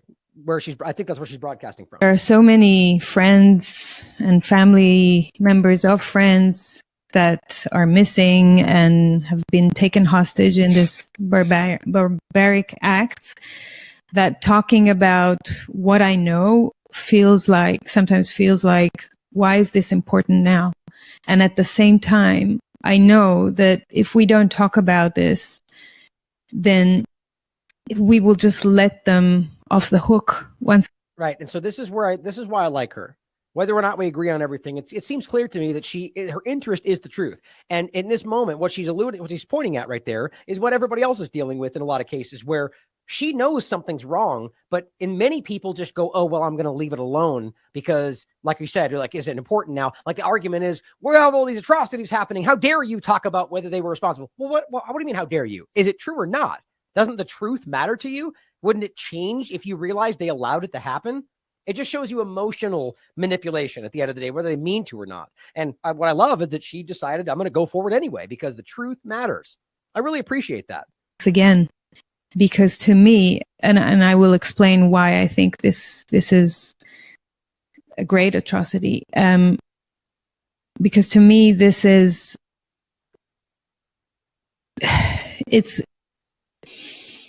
I don't know how to say it. It's just the people of Israel have been, I don't know if sacrifice is too rough of a word, but we have been sold and sold out completely, and no help for hours and hours, and no military involvement, no police, no arms on the ground. Let's not forget, and I didn't include this, that's why I'm going to say it now, that we already have confirmed reports from 2 mainstream outlets that they moved the location of that concert right before to a very, very unsecure location. And there's a bunch more involved there, but it's very suspicious about whether or not that was part of what's going on and what she's talking about. For hours and hours, this is something that is non-typical and unusual for Israel Defense Forces. Now, I've served in the military forces 25 years ago as I was in the intelligence forces based in the Gaza Strip, as I told you. And I know the security drills. When I served, there was no internet. So I would sit next to the phone in my shift of the fence of the security of the Gaza Strip. And whenever something would move alongside the fence, I would get a phone call from the human observers that are looking at the gate, telling us there is a chain of command that you have to notify when something like this happens. And then straight away, forces come in to look at what is it and take it down. So what do you mean when something moves by the fence? How small is something? It can be a pig. It can be a cat moving alongside the fence or touching the fence or trying to cross the fence. An animal, they would identify it. They would see it.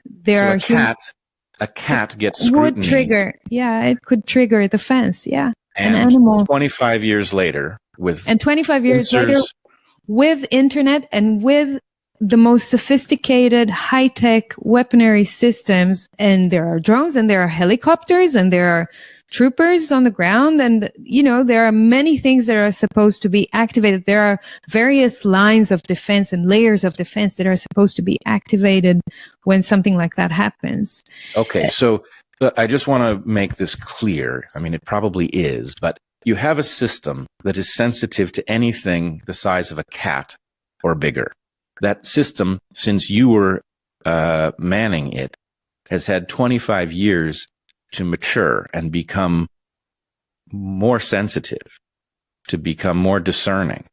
And yet, how many places was that border breached? 15.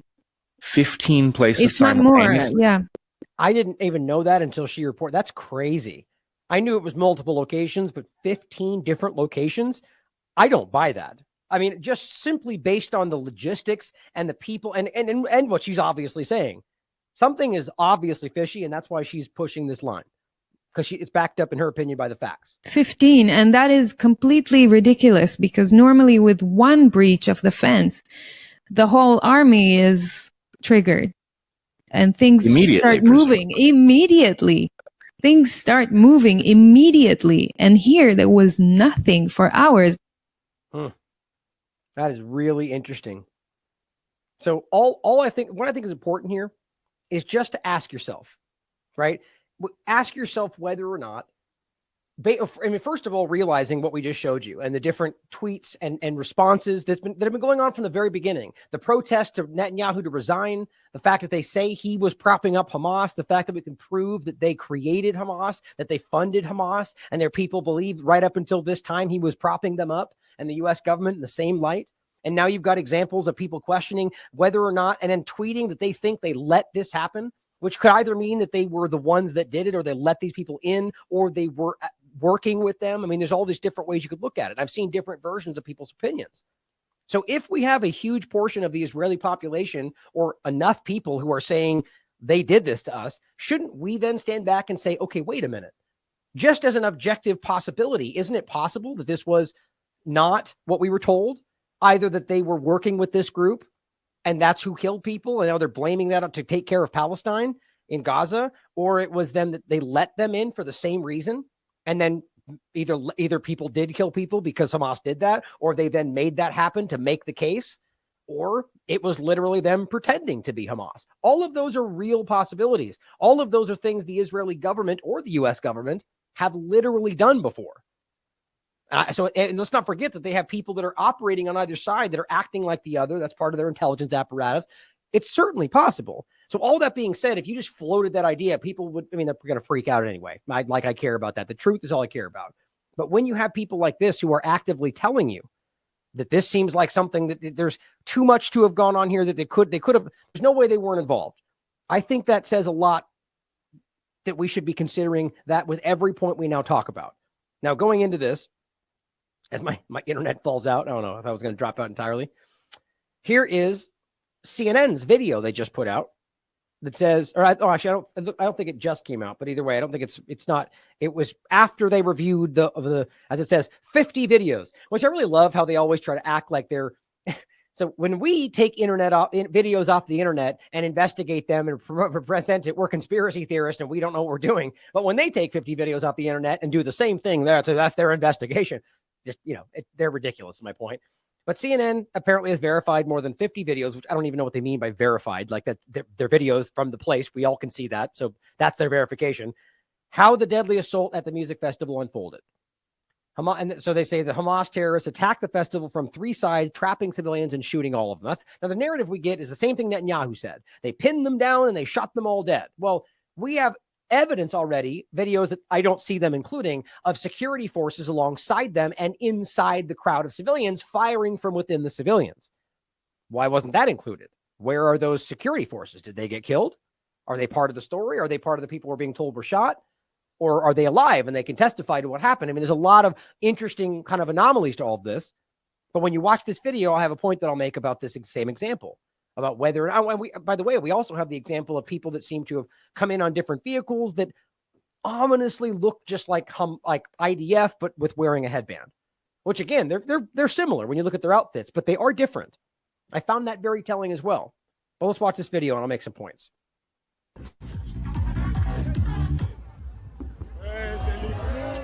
There's frustration, but no sense yet of the horror about to unfold.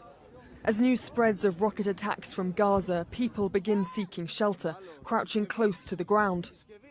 But even this doesn't lead to outright panic. Rocket attacks visible here are a regular occurrence in this.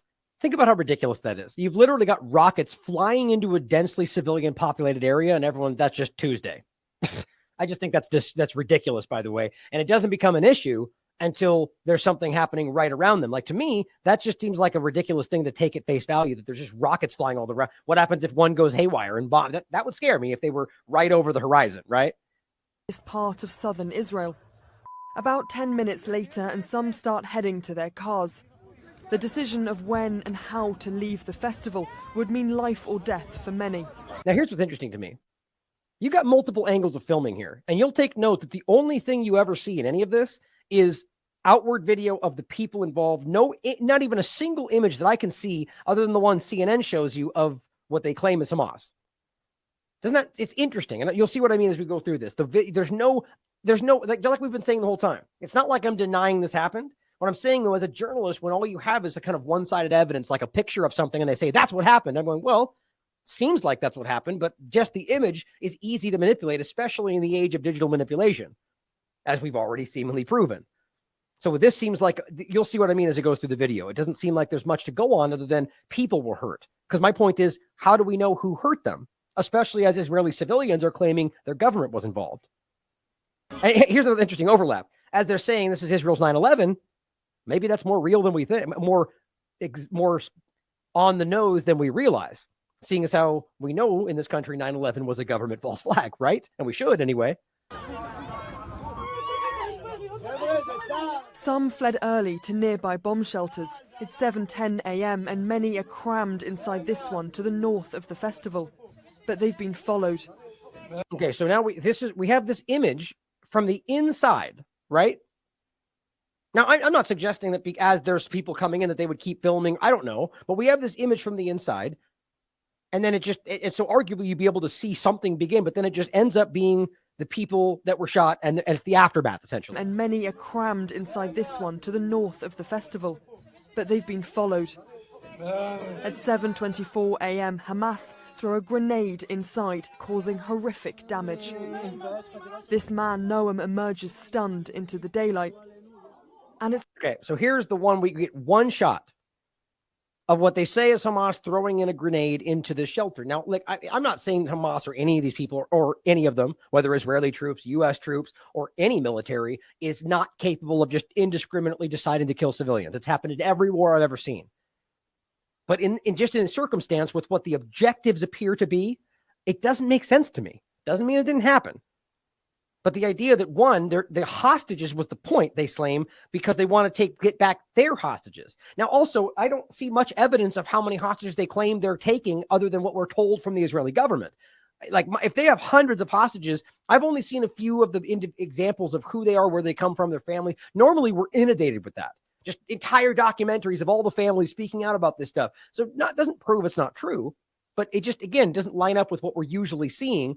And all you get is this one image of what they say is Hamas throwing a grenade in with, and then that's associated with the image we just saw before it. If, let's just say hypothetically, this was them lying about it, there's no evidence that shows what happened and who was responsible, is my point. It's not the only shelter to be targeted. 30 minutes later and further down the same road, Hamas militants are caught on dashcam footage outside another shelter. They throw a grenade inside. In total, CNN has... You don't even hear it go off. Isn't that strange? Now, I wonder, If we have Israeli citizens believing that their government was responsible, do they believe they would go as far as to pretend to be them? Which I can prove to you they've done in the past. And as far then to take action to kill people to justify their actions. Yeah, that's up for the Israeli citizens to decide. But at the very least, they're saying that they allowed it to happen, which means they believe their government's capable of allowing them to be killed. So it's kind of a moot point, really. Identified 4 different shelters near the festival that Hamas attacked, all full of people.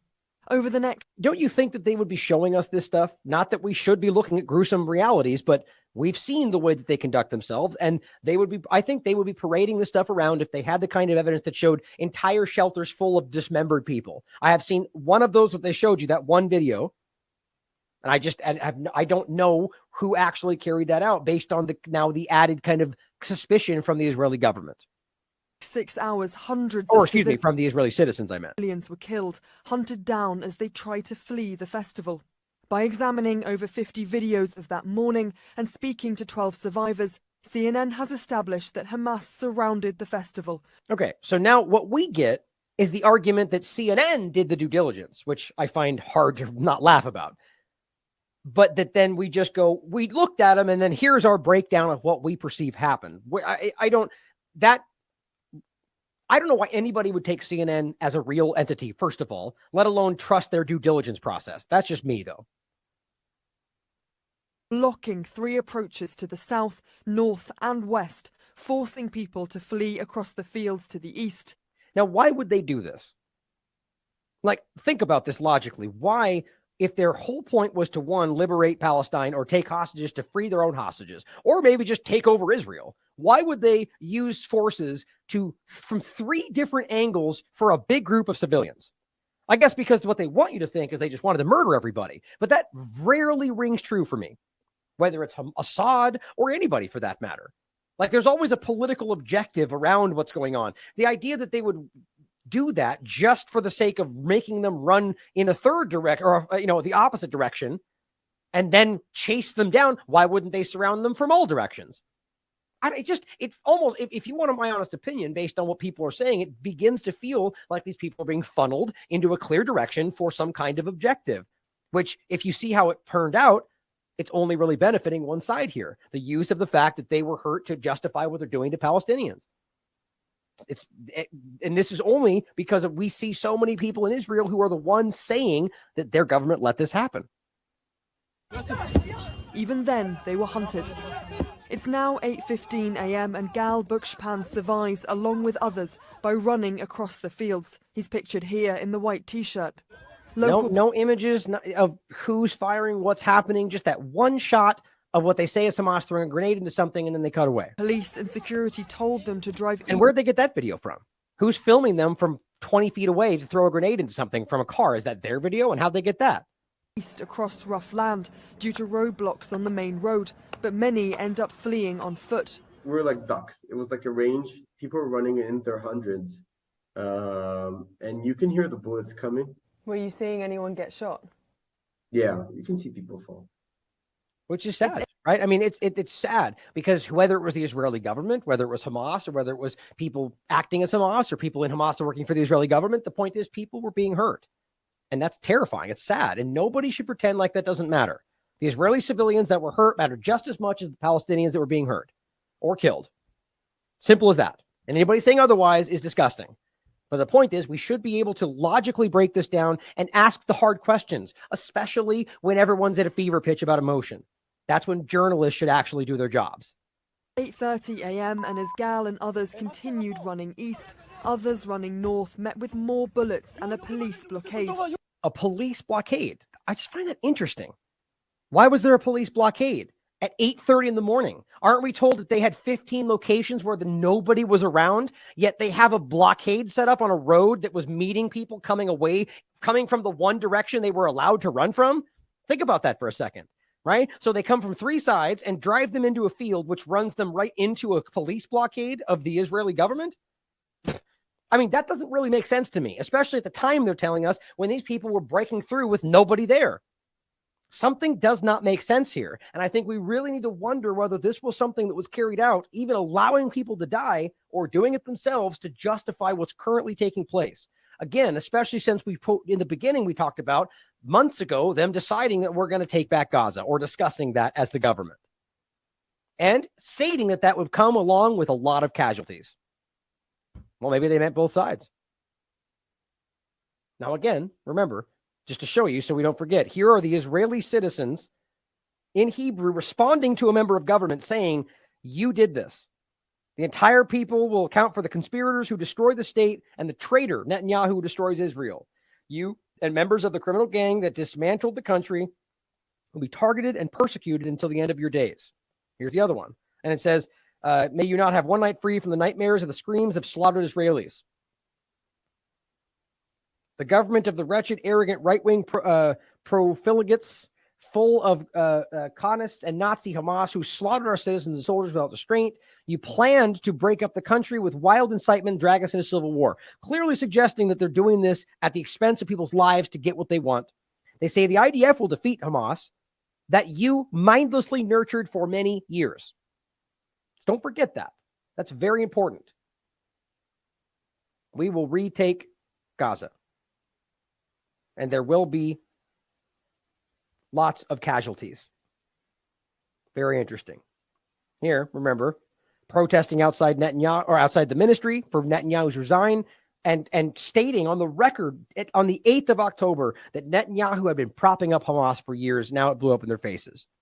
Not, you get it. I mean, it's the same. It's obvious what we're saying here. It's just amazing how Americans, and especially on the fervor of the back and forth political paradigm, just can't recognize the basic facts of the situation. Now we're going to finish today with a very, very controversial and important point.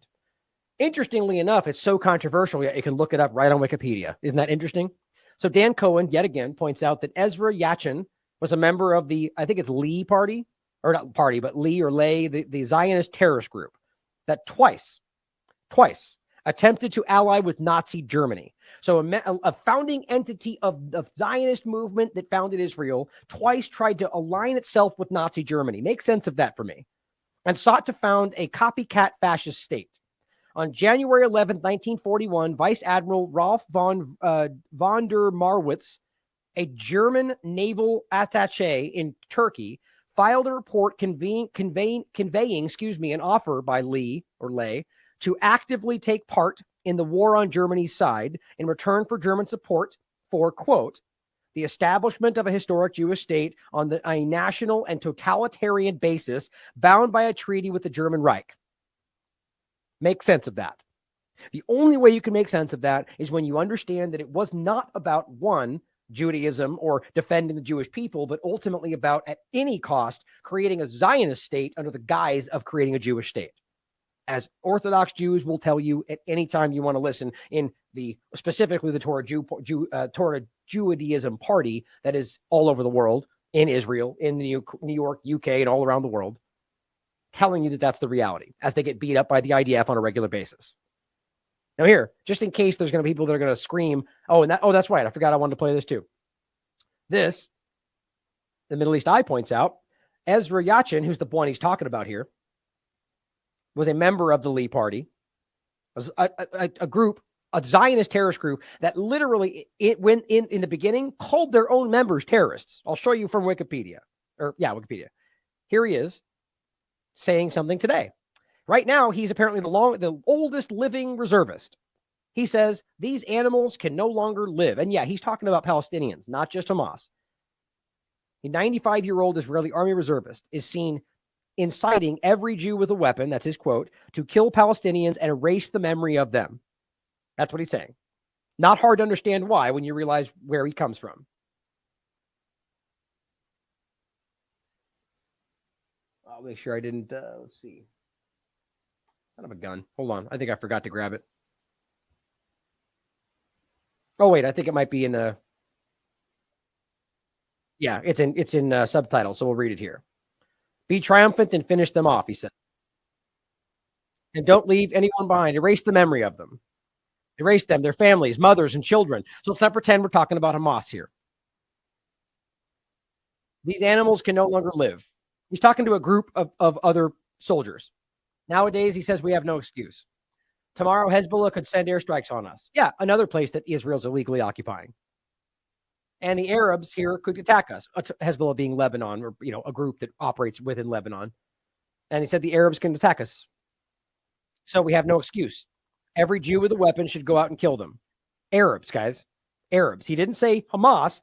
He said both Hezbollah and Arabs, right? They could attack us. And then goes on to say we should kill them all. If you have an Arab neighbor, don't wait. Go to his home and shoot him.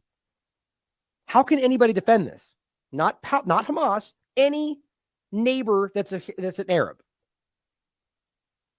Attack them and don't wait for them. And realize just because an Arab doesn't even make them Palestinian. It doesn't even matter. This is pure, seething, unadulterated racism, hatred, bigotry. He said, attack them and don't wait for them to fire airstrikes at us. And for the Iron Dome to activate, which is a complete sham that we've shown that didn't work at all this whole time, which I think has been used as a lie to justify attacks on Palestine for a very long time, my opinion. Attack them before that. Oh, yeah, some classic good old preemptive self-defense, right? We want to invade, which, by the way, that's what I think is what's going on right now. Not like before, he says. We want to enter and destroy what's in front of us. So he's telling you what they actually are trying to do.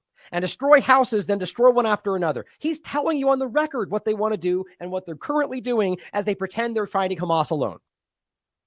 And your government is lapping it up because they don't care either, because they know what's going on.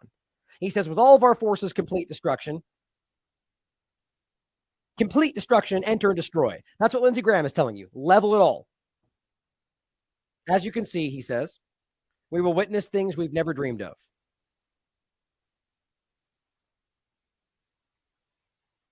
Let them drop bombs on them and erase them.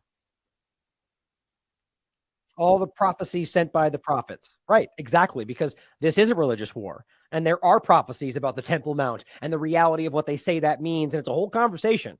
But that's terrifying, that these people are being driven by what they believe is prophecy, at least he is, and that they're openly calling for the active murder of any Arab for any reason.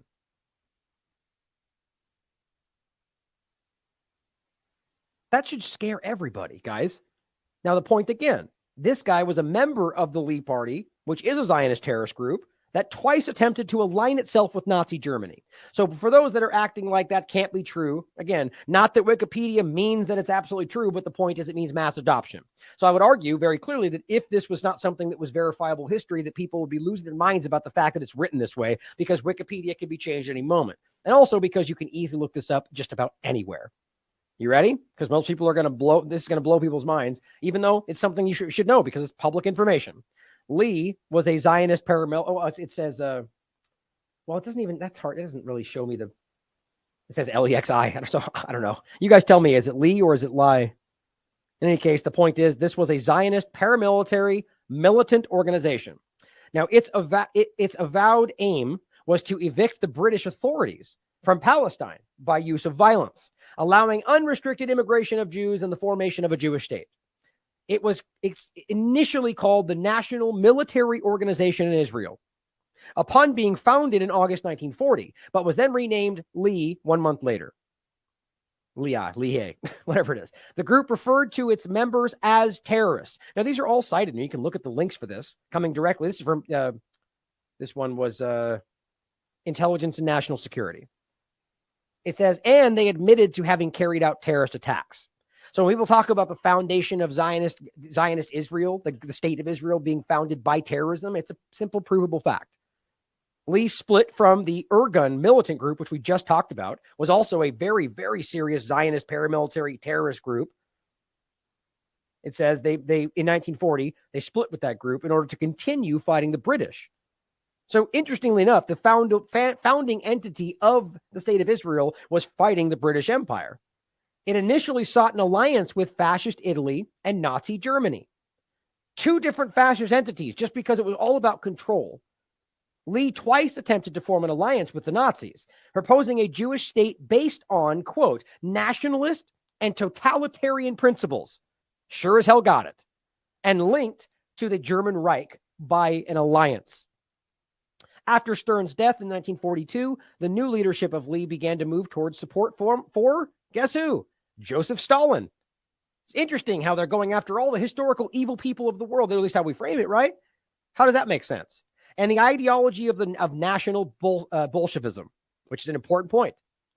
Regarding themselves as revolutionary socialists, the new League developed a highly original ideology combining an almost mystical belief in Greater Israel, which we'll talk about, with support for the Arab liberation struggle. Now, the idea of Bolshevism and how that ties in is something that I've researched, but I'm not the best person to go into that in depth. And there's plenty of people that have made important videos about the overlap there that you should watch. Now, it says, in April of 1948, Lee and the Irgun were jointly responsible for the massacre in Deir Yassin of at least 107 Palestinian Arab villagers, including women and children. This is the history, and it's still happening today. On 29th of May, 1948, the government of Israel, having inducted its activist members into the Israeli Defense Forces, formally disbanded Lee. So understand that sentence. Just like we're pretending in the Azov movement, which, by the way, you shouldn't miss, is also directly tied to Israeli, because I'll just grab this since people never believe that for some reason. By the way, hold on. Right there. Where rights groups demand that Israel stop arming neo-Nazis in Ukraine. What do you know? Literally the Azov movement we're talking about. There it is. Oh my, they changed this article. Of course they did. I'm going to look at this later. I can tell because of the organization of the paragraphs. They changed, deleted, or added something. Classic. Even though it's from 2018. The point is, the Azov movement is what they're talking about. Ask yourself why it makes sense that the group fighting against all of the anti-Semites in the world, or how they frame it, are working with the most open embodiment of Nazis and neo-Nazis and fascists in the world. Maybe short of the Israeli government and the United States government and the rest of them. But the point is that they said, having inducted the activists, members of this movement, the terrorist movement, into their IDF, then they formally disbanded it. And it says, though some of its members carried out one more terrorist act, the assassination of Folk Bernadette some months later, who appears to be a Swedish nobleman. I'm sure nothing ever happened in response to that, like no accountability.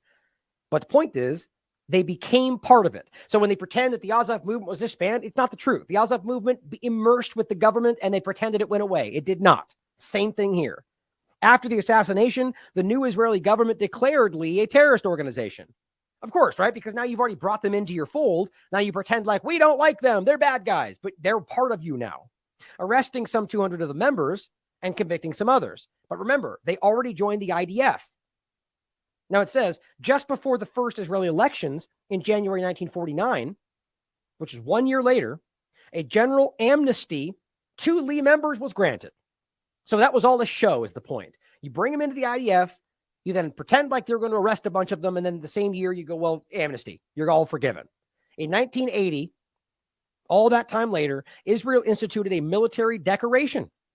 And quote, an award for activity in the struggle for the establishment of Israel, which is called the Lee Ribbon. Let's not pretend like this is not a glorified part of their history, guys, from the Israeli Zionist government. Former Lee leader Yitzhak Shamir even became the prime minister of Israel in 1983. That's all you need to see, guys. The reality of the Zionist background, both acting with terrorism, attacking their own people, which is actually an important clip I'm going to play right now. Because we need to understand how clear this history is and how afraid people have been to talk about it. Here again is Avi Shalom telling you what the Zionists were doing to Jewish people to get them into the state they wanted to create. Jews were convinced that Israel had a hand in uprooting them. After the 1948 war, there was mounting popular hostility towards the Jews in Iraq. 5 bombs exploded in Jewish sites. The series of bombs created a panic which led more and more Jews to register to leave the country. I met an elderly friend of my mother's, an Iraqi Jew called Yaakov Karkukli, who had been in the Zionist underground. One member of his group, Yosef Basri, a very, very intelligent Jewish lawyer, and his assistant, Shalom Saleh Shalom, were responsible for 3 out of the 5 bombs. Basri's controller was an Israeli intelligence officer named Max Binet, who was based in Tehran. Right.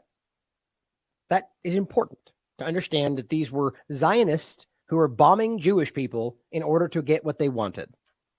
Now, there's a bunch of other videos I could play. I mean, I might just play one more in regard to the important points that he's always including in all of this. Zionism is racism. Israel cannot be both.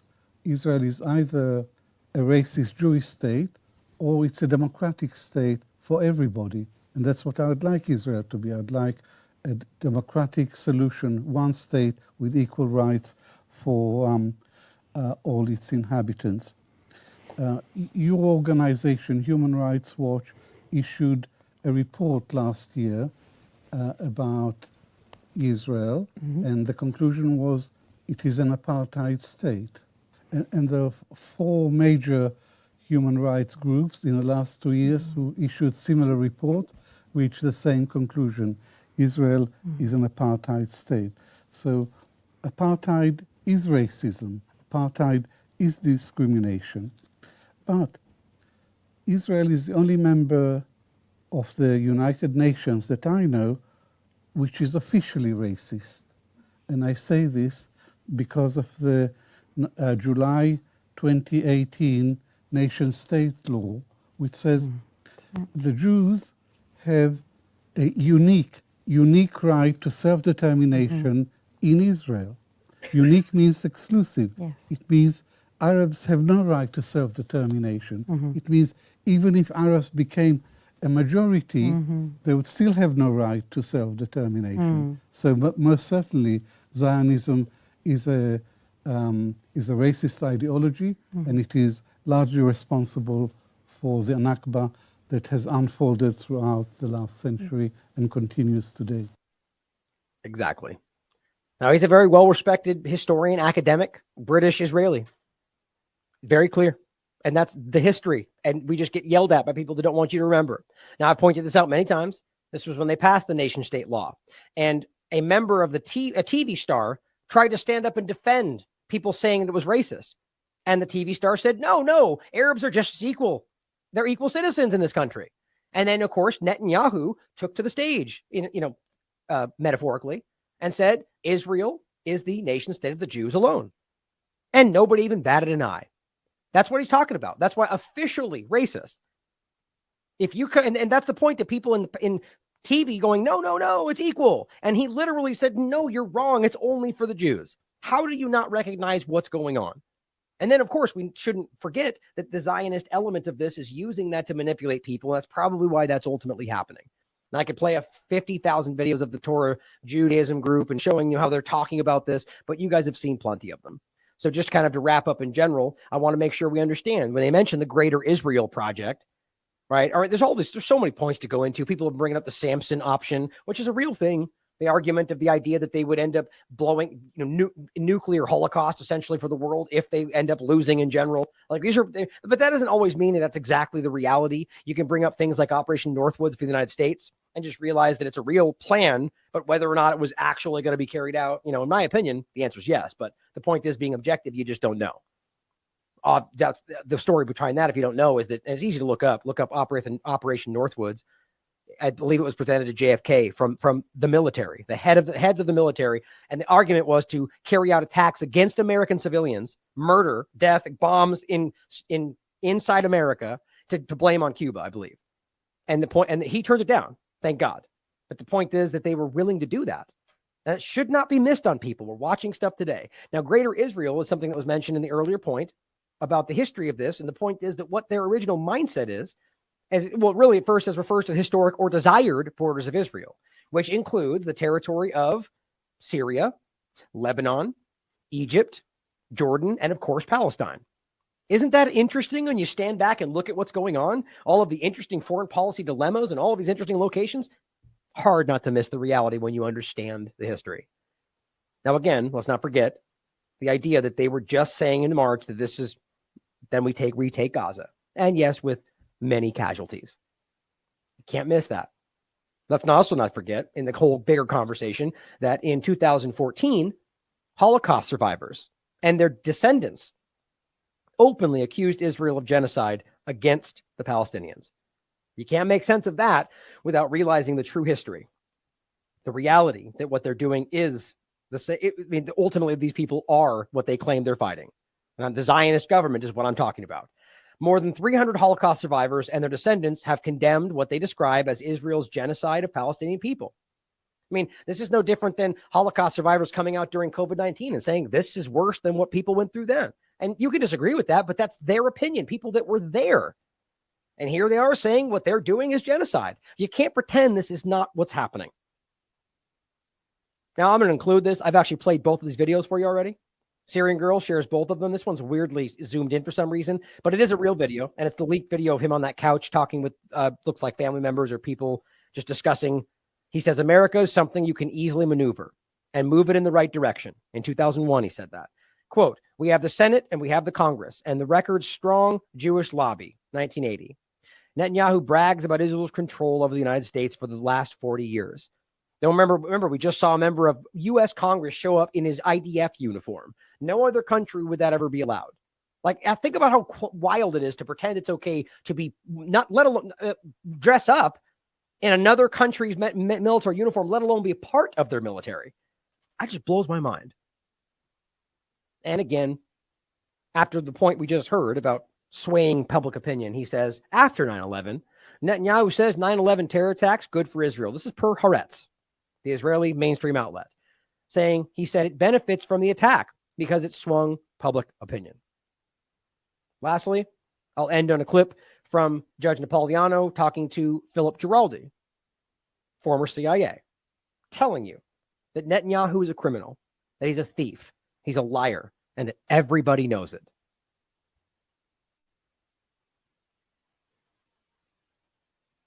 My personal opinion, I think Bibi Netanyahu is capable of anything.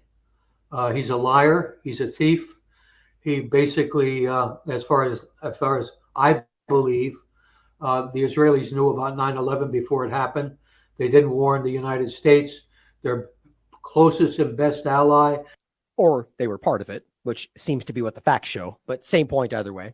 And they allowed 3,000 Americans to get killed because Netanyahu felt it would tie the United States to Israel in terms of its war on terror. And he felt it was a good thing. That's my judgment, based as an intelligence officer at that time, that is basically what occurred. So I give Netanyahu no credit for humanity or anything else. And I think he's quite capable of killing some of his own people to get what he wants. Well, hard not to hear that and recognize how it connects to everything else we're talking about. Believe he would kill some of his own people to get what he wants. Simple as that. And I think we need to realize how that's exactly the same thing that Americans are dealing with in this country, because we've already lived through it and we're literally currently living through it. This is amazing. Well, thank you for tuning in again tonight, guys. I'll be interviewing James Corbett tomorrow night at 7 p.m. Central Time. So make sure you tune into that. I might be doing something in the day tomorrow, but I have a lot I got to get to in my own life. But this is just too important right now. I really think this is something that we need to keep on. And as I said, I am still keeping track of plenty of other things, and I will be doing other content, but I'm going to go with my gut on what I think this needs to be. We're in the middle of a massive information battle with just this topic right now. And it's the reason I feel like it's so relevant and so immediate is because that war potentially could immediately save civilians that are being slaughtered right now in Gaza, because it's happening in real time, bombing as we're doing this show, killing civilians indiscriminately. And I'm hoping that if we continue to push and continue to wake people up, at the very least, we can stop it from happening again, but maybe save some people now, because that's all we're really trying to do. And that goes both ways, as Israelis feeling that they're being sacrificed, because all of this is leading to civilian suffering, and that's what we're trying to stop. So if you want to help support this platform, guys, there's a lot of ways to do it. There's our donation portal on the website, our Substack, or Buy Me a Coffee, or Subscribe Star. You can support us via Autonomy by subscribing in general using our links, or our Objective program and you get access to a whole bunch of stuff, or just direct donation. I think it's important that we support, if it's not us, independent media that you believe is fighting for the truth. I personally feel very proud of what we've been doing for a very long time. And I think that our record speaks for itself.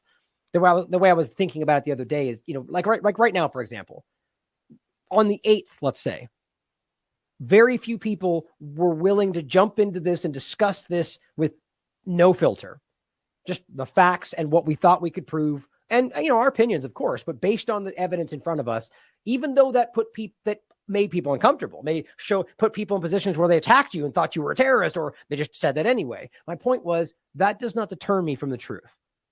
It's important to stick to your guns, stick to your principles in the midst of the hardest discussion. That's what I say about journalists in the whole conversation. If you can't put aside your emotional reactions, then you shouldn't be in that position.